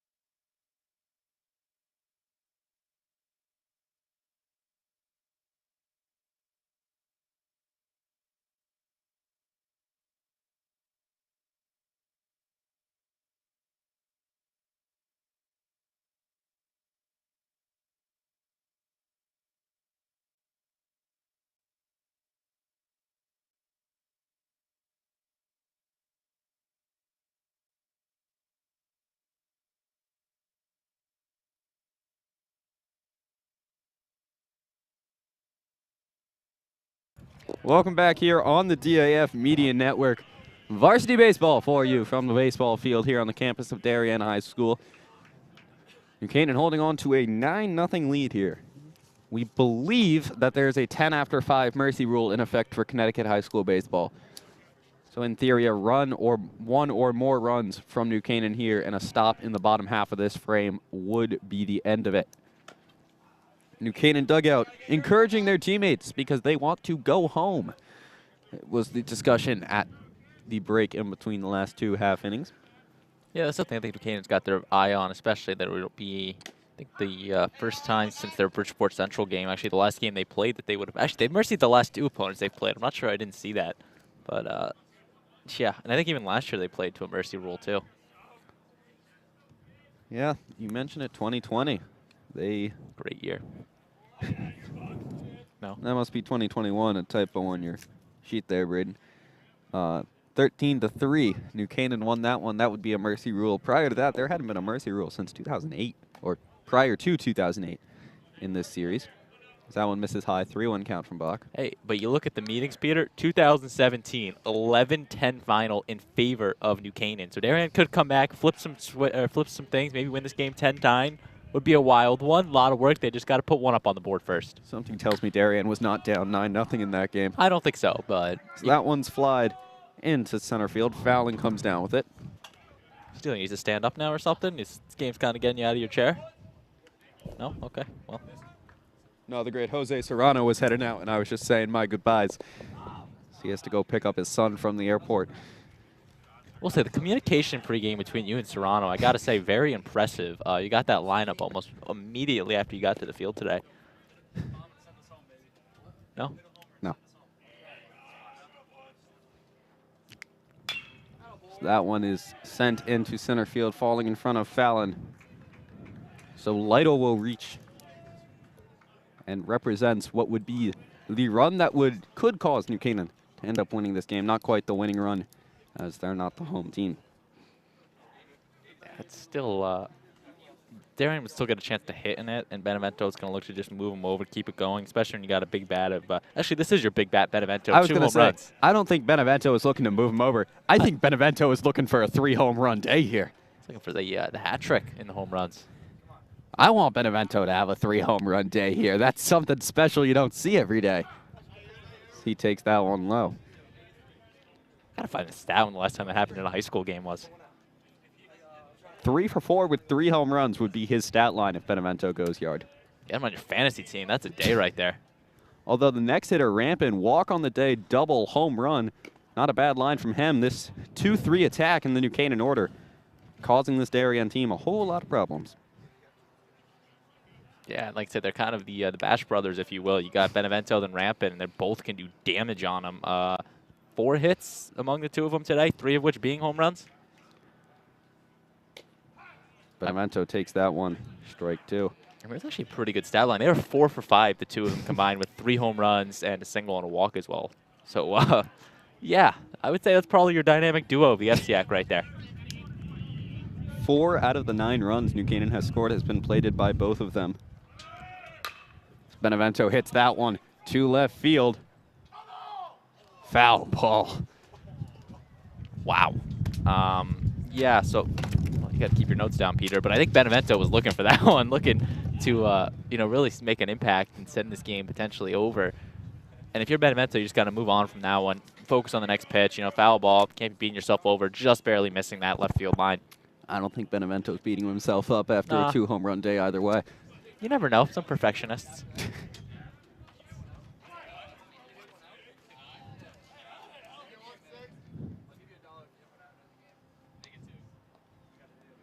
Ooh, that one high and tight to Benevento. It hit him. He'll trot over to first. First and second. One down here. Brings up Zach Rampin. Potential game-winning run and moving. I should say mercy rule. It's a weird phrase. I'll give you that. Yeah, I guess we'll call it game-winning run, even though it's potential game-winning run, because Darien could always score, but that's sitting on second base with Lytle.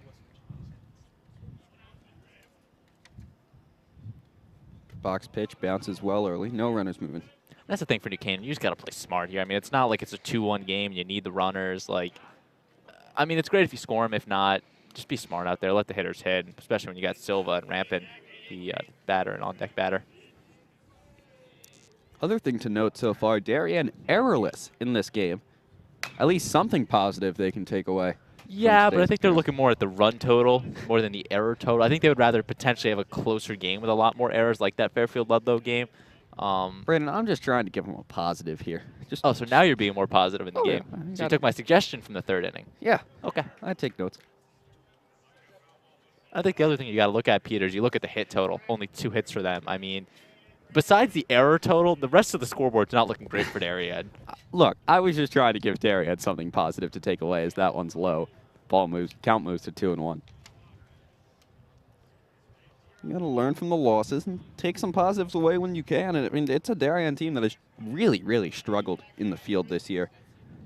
It's also something I think they need to win out potentially to have a chance at the state playoffs. Because you got to win the 40%, which I think is impossible for Darien, but they're just looking for a 32 seed. 6-4-3 double play ends the inning. Darien out of it with no more damage done. Holds off the mercy rule for at least one more inning, and Darien will come to bat in the bottom of the 5th inning. We'll be back in a moment here on the DAF Media Network.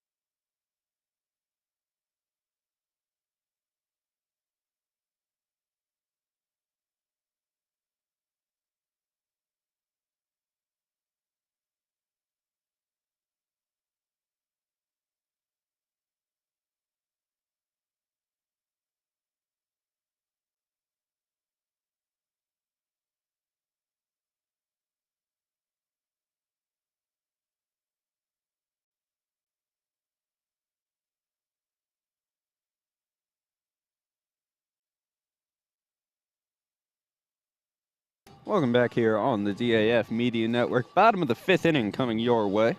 Quick little note, walk down there to recycle my Gatorade bottle. New Canaan's got some action in the bullpen. The junior Brian Bolkin warming up in the New Canaan bullpen down on the left field line. Well, it's about time you showed back up. I was starting to get worried about you. I just was watching a little bullpen session. Doesn't sound creepy at all. Should be announcing this game here, not watching the bullpen sessions. Gotta know who's warming up. Perlman throws strike one there to Alini. Alini got the first hit for Darien back in the 2nd inning, so he's definitely got a bat to him and has seen Pearl's pitches this afternoon, looking to put another one on the hit total for him.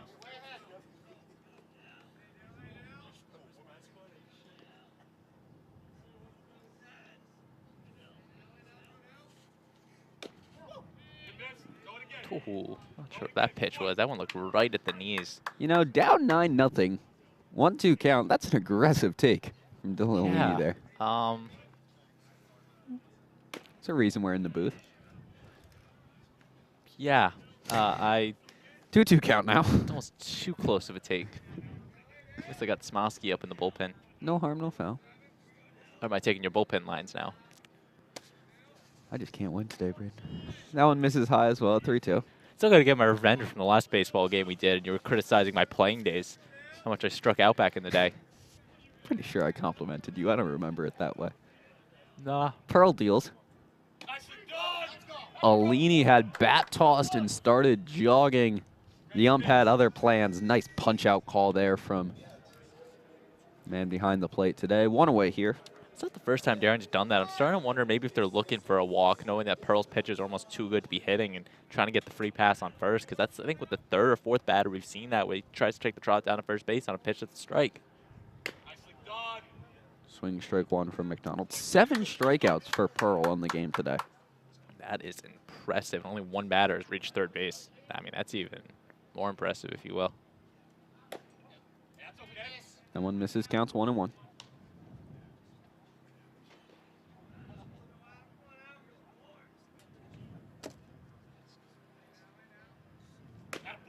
McDonald takes that one, strike 2. Yeah, Darien's got to start swinging the bats. You're not going to get 9 runs by looking up there, looking to take pitches and looking for the walks. You gotta start swinging the bats. Kick deal, strike 3. 8K for Pearl today as McDonald goes down looking. 2 away here.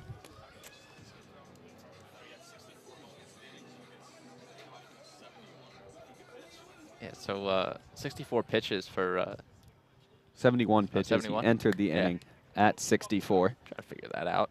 Thanks to New Canaan coaching staff for helping us with that information. That one taken inside to Buck June. So I'm interested in the coaching decision over on the on-deck circle, bringing potentially Brady Campbell in to hit the lefty-lefty matchup. I'm not sure why you wouldn't try to get, you know, a righty hitter out there and try to win the matchup. Might be could be a lot of things. Maybe just Brady has, I mean, thinking back to the last game we did, provided a spark to this Darien team at times. And that double. He roped a double into left field. Sometimes you don't think a lot of the football players on their speed, but Campbell chugged out there to second base. Oh, he definitely did, and I kind of got a little rally going for Darien late in games, and we're starting to enter that territory, Peter, where Darien starts to turn it on in the 5th, 6th, 7th innings, and it's going to be interesting if they potentially do that again in this one, or if they potentially rewrite the narrative. The problem is when Darien puts the keys in the ignition and finally starts getting going, they get going for all of 2, maybe 3 runs as Buck June goes down. Strike 3. 3 Ks in a row for Pearl there, and that will do it in this 5th inning. We'll be back on the top of the 6th in a moment.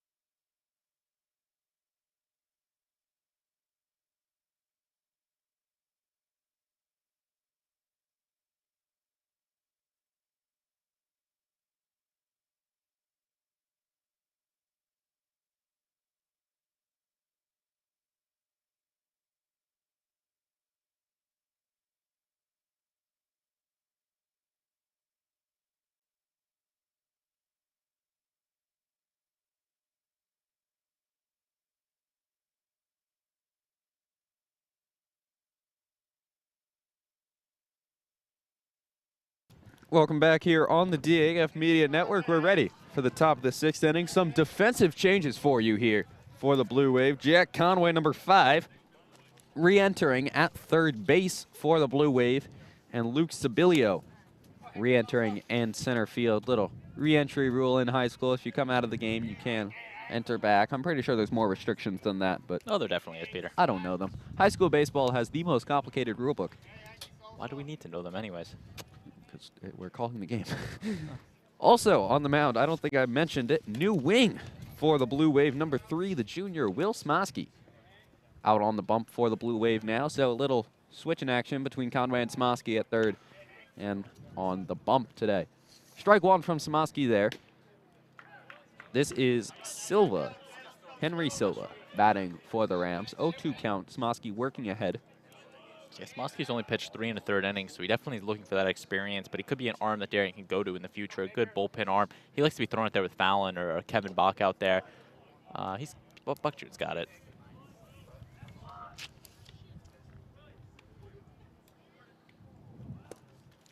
Good start there. 1 out. It's the easy way to do it for Smosky. Yes, indeed. Carter Hugel stepping in now for the Rams, a freshman, according to Braden's notes. Which I don't know about the credibility of those. It's Seem pretty legit 50-50. to me. That's barely a check swing. A strike, 0-1 count now. Y'all can't see it at home, but I would like to give Braden some credit for the amount of prep work he does before all these games, as that one's grounded down the third base side and fell. For those of you who turn in regularly to the DAF Media, you'll know how often Braden is on the mic for DAF broadcasts. If you could see the thousands of words he writes for each team, each player, really to bring you the highest quality product he can, as Buckjune throws it down to Drake. A drop third strike, back-to-back strikeouts for Smosky. Thank you, Peter. I'm honored for the kind words, you know. People out there probably sick and tired of hearing my voice by now. It's almost the end of the year. You know what? You could always watch the game on mute. Schedule winding down here. We'll have some ending regular season games coming up in the next few weeks. Then we'll head into postseason play for some teams here at the high school. Baseball team on the cusp. We'll call it that. That one is sent into left field. It will be caught for out number 3, and that will do it for the top of the 6th. We'll head to the bottom of the 6th inning in a moment and be back here on the DAF Media Network.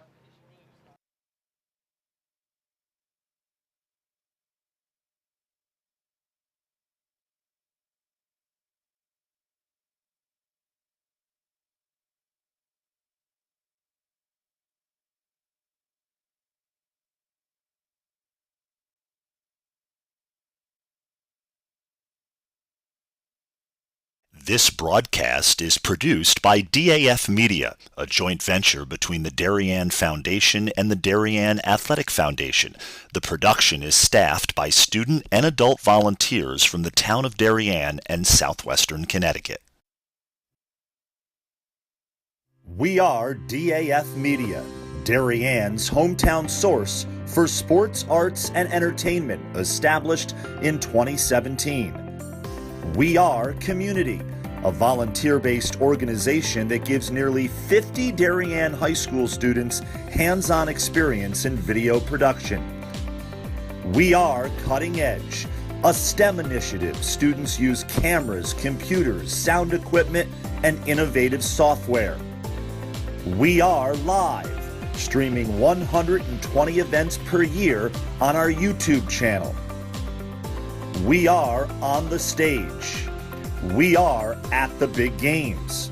We Are On the Field. We Are In the Gym. We Are On the Move. Live streaming not only in Darien. Welcome back here on the DAF Media Network. We got varsity baseball for you today. Brady Campbell pinch hitting for Sibilio now. I believe that disqualifies Sibilio from the rest of the contest, as he already re-entered, but I'm not sure. I don't know, but I'm really excited to watch Brady hit right here. This kid, he's got some power on that swing, and if he can get a hold of one, it could be a far shot. Saw a double last time we were here together doing a game. Pearl's out for another inning, and that one taken at eye level for Brady. Count goes to 1-0. Tristan Pearl now into his 6th inning of work on the day. Just 2 hits allowed thus far. So I didn't trot down to the bullpen in between innings. I have no idea what's going down there. We got a nice stone dugout in between us and them. I imagine you're at least warming someone up. Last time I looked, it was the junior Brian Bolkin as Brady fouls that one back. Yeah, I think the big thing for Darien, last inning they went down on 3 strikeout lookings. They have to swing the bat, Peter. You can't be up there taking pitches, especially down by 9 runs. I mean, you only have good if you swing the bat.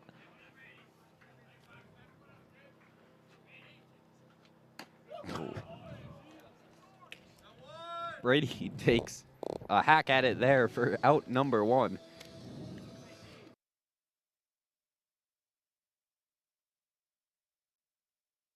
Brady put an attempt on that swing right there, and I think the curveball definitely fooled him, almost a little too much, but it was still a good effort. At least you're going down swinging, which I think the coaching staff wants to see. Macklow, strike 1.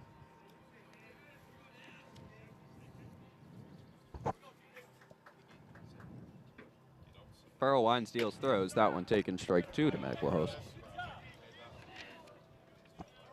I mean, this New Canaan team is a very streaky team. They won 3 games to start the year, then they lost 3, won 2, then lost 3, and if they win today, it would be their 4th straight win. So this could be a New Canaan team we could see surging in the postseason and potentially in a state playoff run if they can just catch a hot stretch. And especially, I mean, it starts with their pitching, and they've shown they have it here with Pearl pitching a gem so far.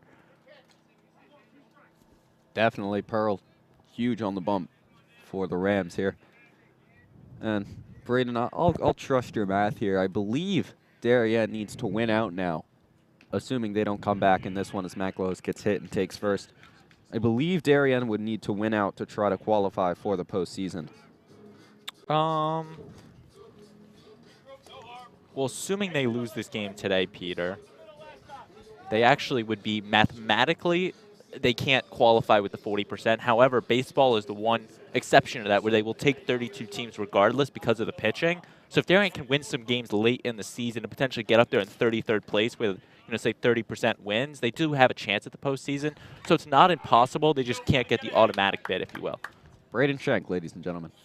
That one's taken strike 1. It was the same thing that last year, Darien. They didn't have the best of seasons and ended up going 4-13, but they still made the state playoffs because they snuck in as the 31st seed because they needed those couple teams, and they ended up taking the trip up to Hamden and got beat by the Green Dragons pretty good, 10-5.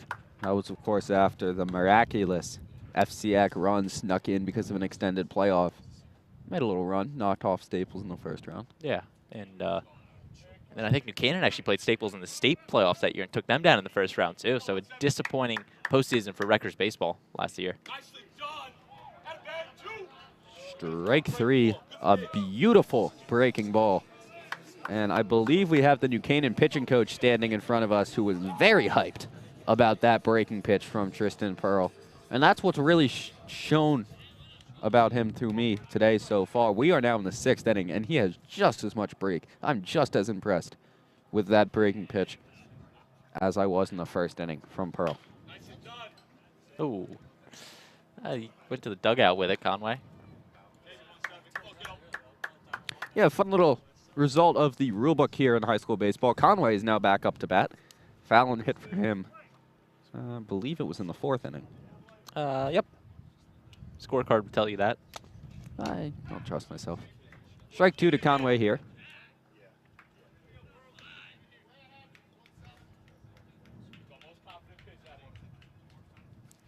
Breaking ball here, Braden? I think you really just got to keep Conway on his toes. Maybe you go to a fastball because you've been dominating with the curveball all afternoon. Try to keep him off, especially fresh off the bench. Nope, I'm wrong. Strike 3. Another strikeout for Pearl there. 3 Ks on that inning. Once again, there was a hit by pitch in there that broke up the 1-2-3. Either way, last 6 outs from New Canaan have all been strikeouts. An impressive line as we'll head to the top of the 7th inning here. We'll be back in a moment on the DAF Media Network.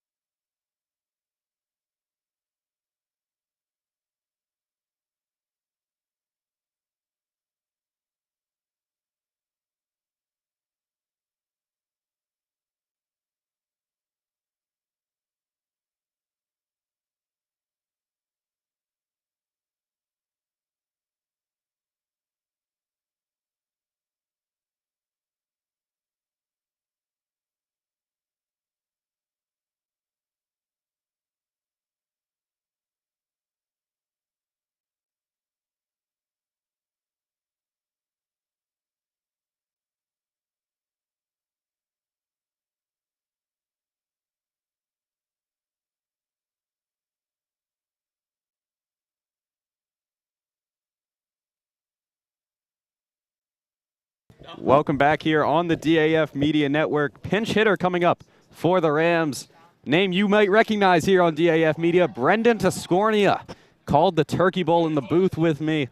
He's on the field now. I'm still in the booth, and there's a reason for that.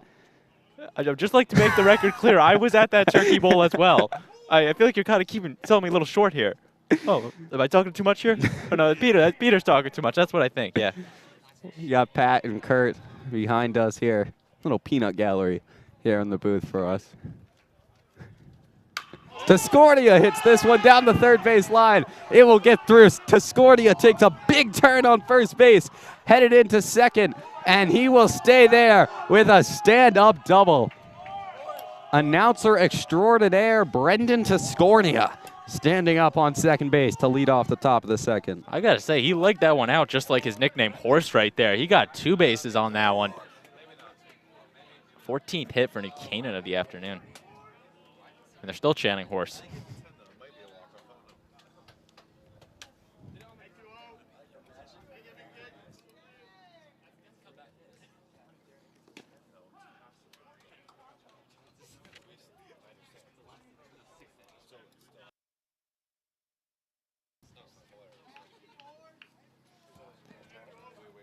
All right, well, Sheffield's 0 for 3. He might be the only New Canaan player without a hit today, or without reaching base, I will rather say, this afternoon. There you go. Yeah. And hit by pitch. He reached base for you, Braden. Thank you. Just for you.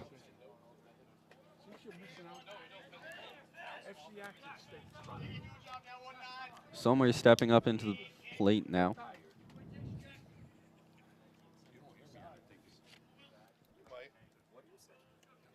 And Peter McClay now talking with the peanut gallery, so I'll take you through this next at bat. No, oh, you're back. Okay. Uncalled for. Okay. Uncalled for. Swansky deals. 0-1 count now. It's got to keep you on your toes, you know? Still waiting for my name. I dropped your name. What? I said Kurt and Pat. Jake Summers up to the plate. Oh, that's good. Summers chops this one. Will stay fair. Conway with the Arenado-esque throw, but misses left. Draws Drake off the bag, and Summers will be safe.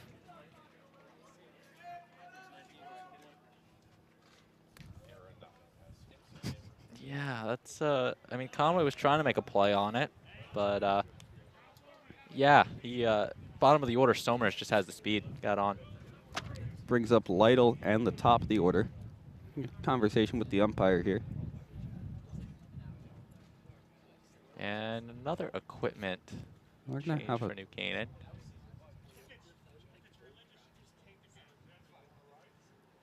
So Lytle is wearing a necklace of some sort that he is not allowed to wear. So he will be, Connor Lytle, the sophomore, will be taking off his necklace before we resume play here. So I'm going to throw a weird stat at you, Peter, here. That's the 3rd equipment malfunction New Canaan's had this afternoon. It started with the skull cap in the first inning. They brought Pearl out to pitch. And, or no, it was Kevin Bach, actually. Batting gloves in the back pocket, that's 2. And then the necklace here. These umpires have been on top of the game this afternoon, and you got to give them credit to it, especially this late in a blowout game. Keeping everyone safe.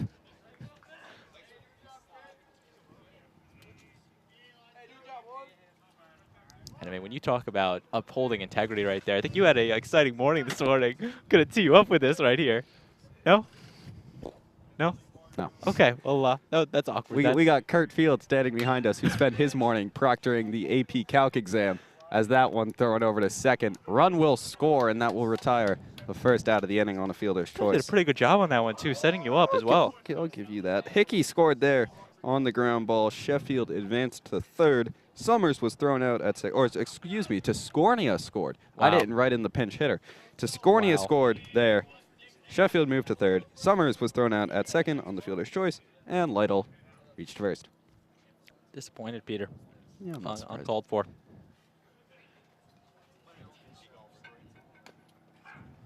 You know who's up? Here, Alex Benevento. And you know what Alex Benevento has done today, Braden. Oh, 2 home runs and a hit by pitch. He's reached base 3 times this afternoon. I'm thinking Alex Benevento was looking for his 3rd homer of the game here. Got to look for that triple crown. That one's taken high and inside 1-1 count.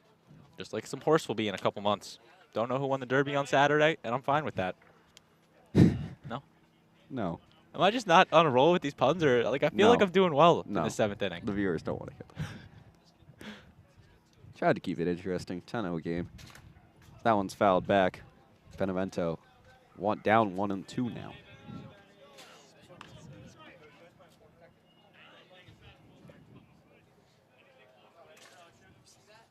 I know a small part of you, Pete, enjoys it. I know you do.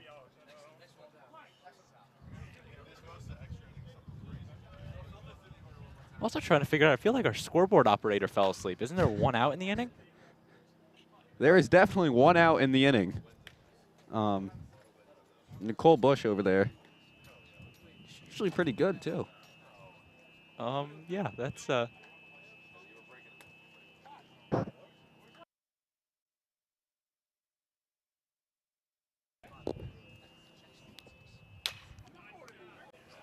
Benevento hits that one to left field. That will drive in a run. Benevento will stand up at first. Everyone will advance 1 base. I'm actually shocked our scorebook can fit double digits in baseball. I didn't think we were ever going to need that, but I guess I was wrong. All right, coming into this game, this is a team that put up 14 against Weston, 21 against Avic Tet, 11 against Wilton, 12 against Brian McMahon, 22 against Bridgeport Central, and then almost double digits against St. Joe's. They won that game 9-3. So an explosive offense for New Canaan that they're demonstrating here. 16 hits don't lie. See, we can make intelligent comments sometimes, right? I had another pun in mind. Wasn't going to make it. Good.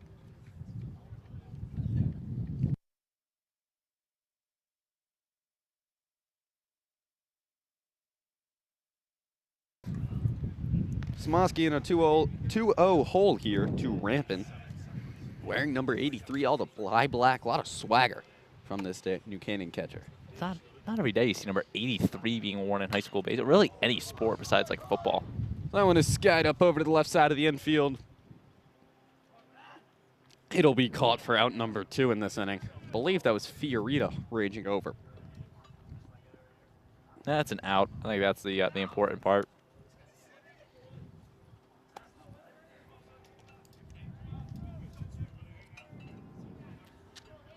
Henry Silva now stepping in for the Rams. Struck out in his last at-bat to lead off the top of the 6th.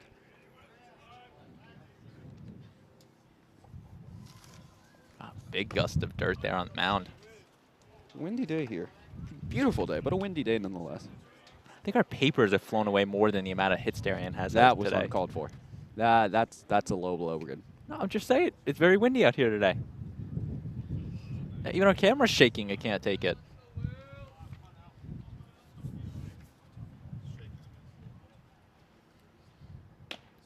But Peter, you look at the 2 hits from Darien. I would say they're both kind of quality hits. Good at-bats from Alini and I want to say Viro with the other hit for Darien. So they definitely are putting the quality into the at-bats. They just need to find the holes, and something they've struggled with all game. 1-1 count here. That one taken high, 2-1. Brandon, this might surprise you, but I'm actually going to take a moment and give a quick shout out to our production crew here. It's a first. Davis Depp, Cooper Kelly. I'm not sure who's on camera. I never got a name. We'll have to inquire with Damian. But great camera work so far today. And of course, Damian Andrew overseeing the entire operation as that ball is hit to right field. McDonald ranging in, wind blowing. That's going to drop. 1 run will score. Ball gets past McDonald. Second runner is going to get held up at third. And Silva is going to end up on second base. That makes this one 12-12, nothing now. New Canaan leading. Yeah, the offense was held a little at bay the past 2 innings, and they're finally making an impact in this 7th.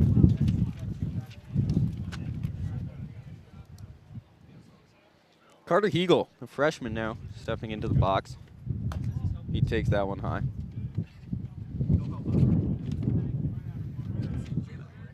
So how about this stat, Peter, for you? All 9 batters in this New Canaan lineup have either had an RBI or scored a run in this game today. Yeah. Wow. And it's just one of those days for this Darien team. And New Canaan came out really from the jump, the first batter, and just dominated Darien in all ways. That one's fouled back, 1-1 count.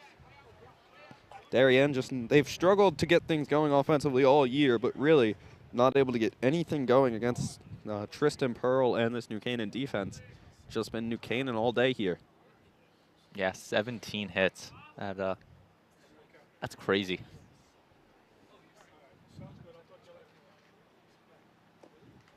Smosky misses low, 2-1. But I give Darien credit. They're still giving it their all in this in the 7th inning, and it's going to be interesting if they can get some bats going in the bottom of the 7th as they're accustomed to. Because this Darien team is not known to wave the surrender flag, and I don't think it's going to be any different today. That one's fouled back. A lucky underclassman is going to get to trek through the woods and retrieve that one. Forget about that one. That one is gone. There's a will, there's a way. Oh, God. 2-2 count now. Smosky looking to get out of this one with just 3 runs posted up on the board. Smosky deals, fires. Strike 3, a generous 12-0 call right there. And we'll head to the bottom of the 7th. We'll be back in a moment here on the DAF Media Network.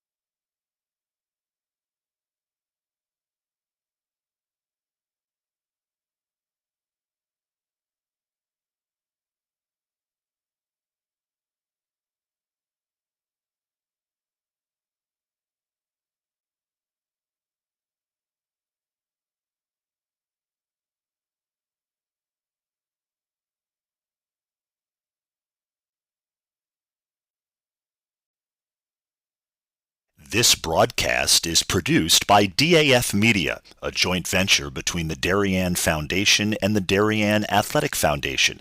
The production is staffed by student and adult volunteers from the town of Darien and southwestern Connecticut.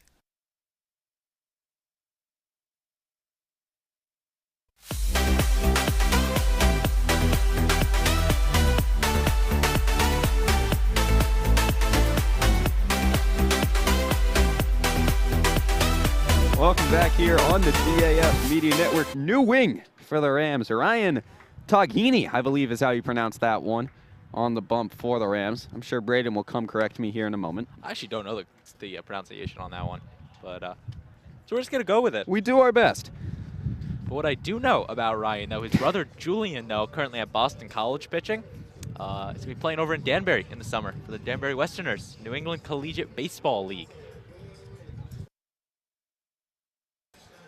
So, Braden, of course, the ever humble person he is, won't mention that he is also working for the Danbury Westerners this summer. Well, I think people would infer that I'm bringing up some random baseball team in Danbury and the brother of the pitcher we're having right now. That's how I would know that. But yeah. I mean, if people have listened to your broadcast in the past, they might not be surprised. Ryan's still a good pitcher, though, nonetheless. Misses high with that one. Count goes to 1-0. Carson Drake in the box.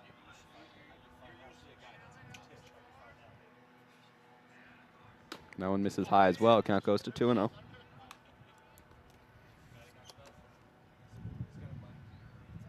Yeah, and you got to give credit to Pearl, though, in the gem he pitched today. 6 innings, no runs, only 2 hits he gave up.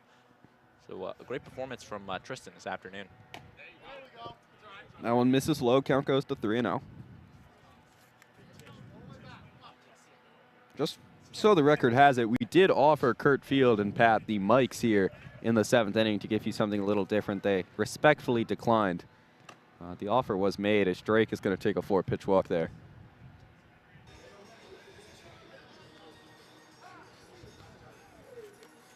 I mean, there's only a few people, Peter, I would say, that could do our job better than us. I think Pat and Kurt is one of those duos that I think would very much excel at it. I'm sure we'll be able to talk the great Damian Andrew into letting Pat and Kurt take over the mic for a game. Oh, we 100% could. You best believe it. Only the second time Darien's had a walk this afternoon.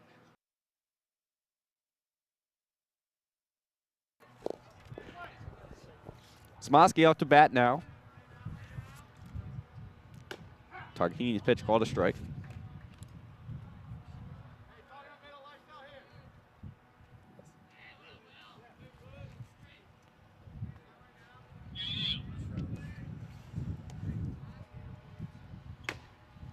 Strike 2 to Smosky. Yeah, Targhini, a right-handed pitcher, has pitched in 16 innings for this New Canaan team. Not the best of results, 0-3 on the stat sheet, but still a good relief pitcher that head coach Bloss likes to go to. Ooh. Someone's going to catch Smosky. And you got to think, one of the only reasons Targhini's in right now is to save Pearl's arm. Had it been a close game, I'm sure Pearl had plenty of gas in the tank to go another. Right. Yeah, and I think that at some point you just got to pull them and realize the complete game maybe isn't worth it in this situation, and you just want to focus on getting the win and getting out of here. That begs the question, though, had it been a perfect game, do you leave him in or pull the Clayton Kershaw move and take him out? Well, Darien has had 2 hits today, so it's a big what I if. said if. Alini takes that one high. I mean, I think that's a decision for the coaching staff to be made, and I think in a 12-0 game, you might have to be a little bit more cognizant of it, that it's not a close game, and it's not like 1 or 2 swings of the bats and get him back in it. So maybe you do go to the bullpen. That one's taken high, 2-0. But once again, this late life in Darien, the 7th inning, first 2 batters reach not the prettiest of ways, but a walk and hit by pitch will get the job done.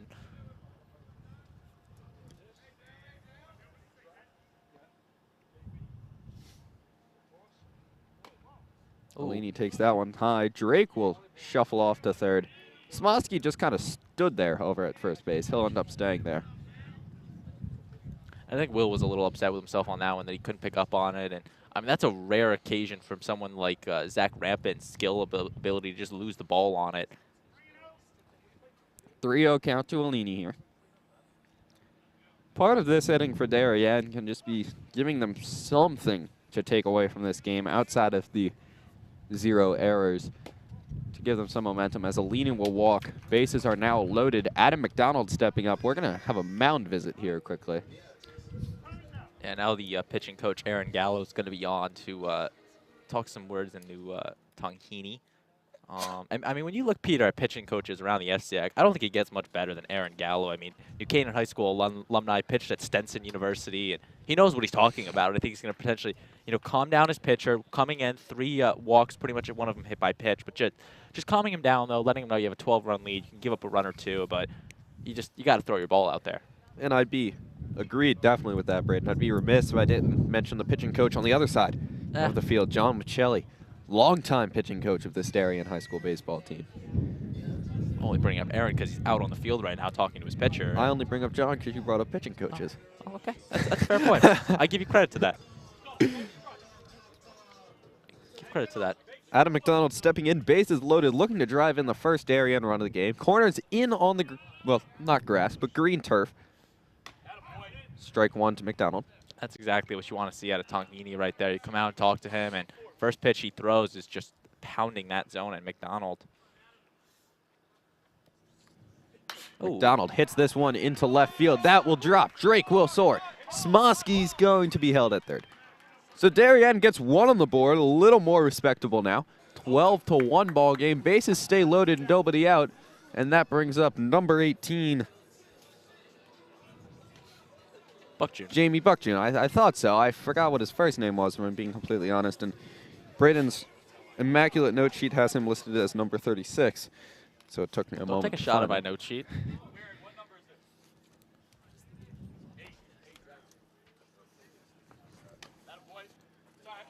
Misses low. Ball 1 to Buckjune. Yeah, so Darien's on the board, bottom of the 7th, as a normal suspect. Now it's just a matter of can they put up 12 more? 11 more. Or, yeah. Buckjune hits this one to left field. It's going to fall, hit the fence. Smosky will score. Alini rounding third. He will score. McDonald's going to be held at third base. 12-3 ball game now as Buckjune hits a double off the left field wall. Big double right there from Buckjune. Sophomore coming through clutch. Have Brenton Dolan is going to pinch hit here.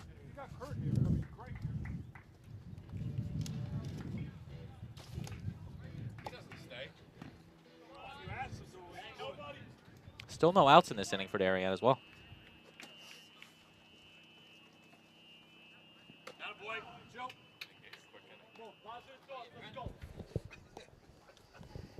Like so now with second and third, you got to assume Darien has some life in them now that they're just chasing a couple runs, and you got the top of your order due up in McElhost, Viro, and I think would it be Fallon or Conway? I believe it would be Conway. Yeah, so that's 3 big hitters right there, and I think Dolan's just got to keep the order going, keep the line moving, and it's definitely been a custom all season. Darien waits till the 7th inning to turn the Jets on. Equipment malfunction number 4 of the day. Buck June hitting with a new bat now. I don't think by force. I think by choice. And it's actually Dolan batting. Dolan, excuse me. Buck June's standing pretty comfortably on second base. You know what, Bryn? New bat doesn't do anything for Dolan there as he swings right through it and strikes out. Once again, it's just 1 out. Now you got the top of your order coming up, McElhost, Viro, and Conway. So if they can just keep it going, I mean, you got 2 guys on the pond. Just got to keep hitting the ball. That being said, you do need 9 more runs at this point. So outs, not something you want to give away on strikeouts. At least would hope they'd be productive. Okay, true. Good point. I'll give you that one. I'll surrender on it. Thanks, Braden. Yeah, anytime.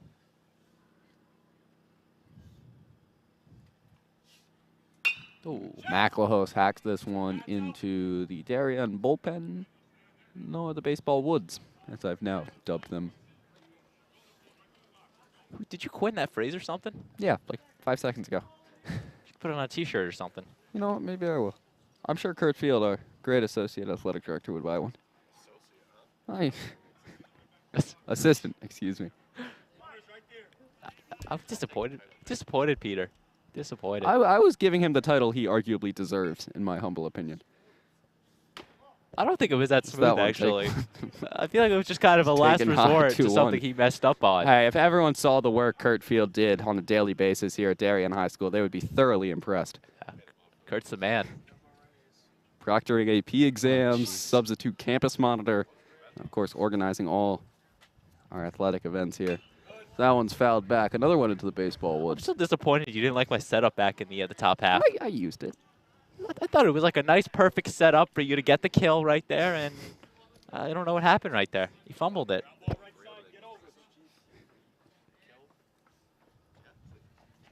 So yeah, got some credit on that one. 2-2 count.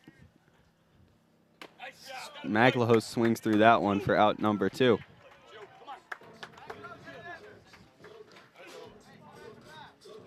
All right, so down to the final out now. I mean, look on the bright side. They're not going to lose this game 3-2. True. Yeah. Brandon, I'm curious what you think of Jake Viro's walk-up song. I don't think it's the time right now for that, Peter. Yeah, I'm at a loss of words That about one that gets right past ramping.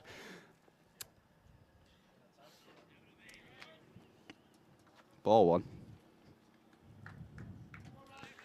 I mean, it's a good song, but yeah, I think at this point he's just looking to get on base.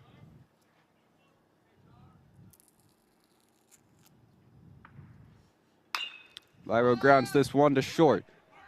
Throw across the diamond is not in time. Darien will play another run. It's now 12-4. As number 5, Jack Conway, stepping into the box now. Trying to work his way into a no decision for himself. Yeah, I'm not even going to answer that comment. They still got 8 runs to go, Peter, for that to even be considered a possibility. Conway could cut it down to 5 with one swing of the bat here. So that one gets by.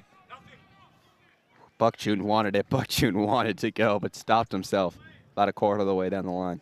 Can't make the last out at the plate. You just can't.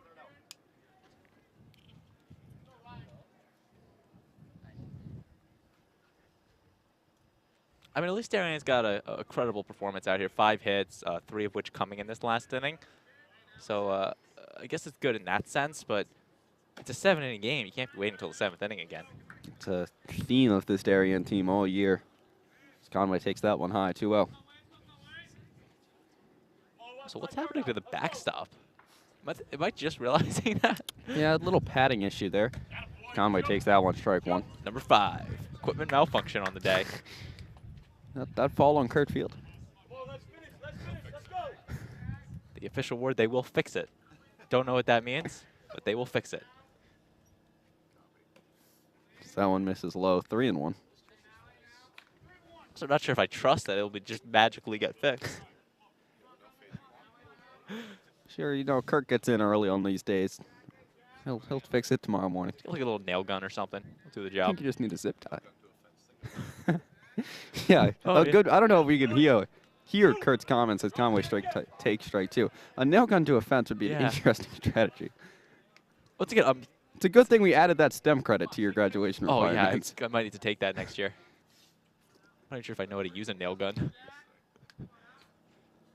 Conway hits this one into center field, right at the center fielder, Benevento, and that will do it from the stadium field here on the varsity baseball field here on the campus of Darien High School. 12-4, your final line. Braden, your thoughts?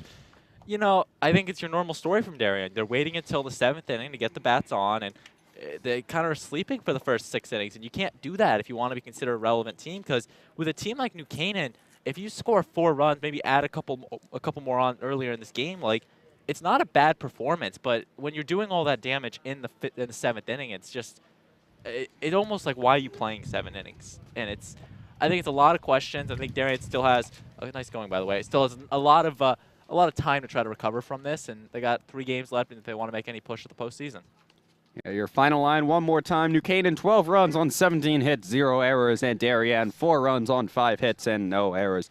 On behalf of our entire DAF Media crew, Braden Shank, Damian Andrew, Kurt Field, I'm Peter McLean signing off. Have a nice evening, everyone.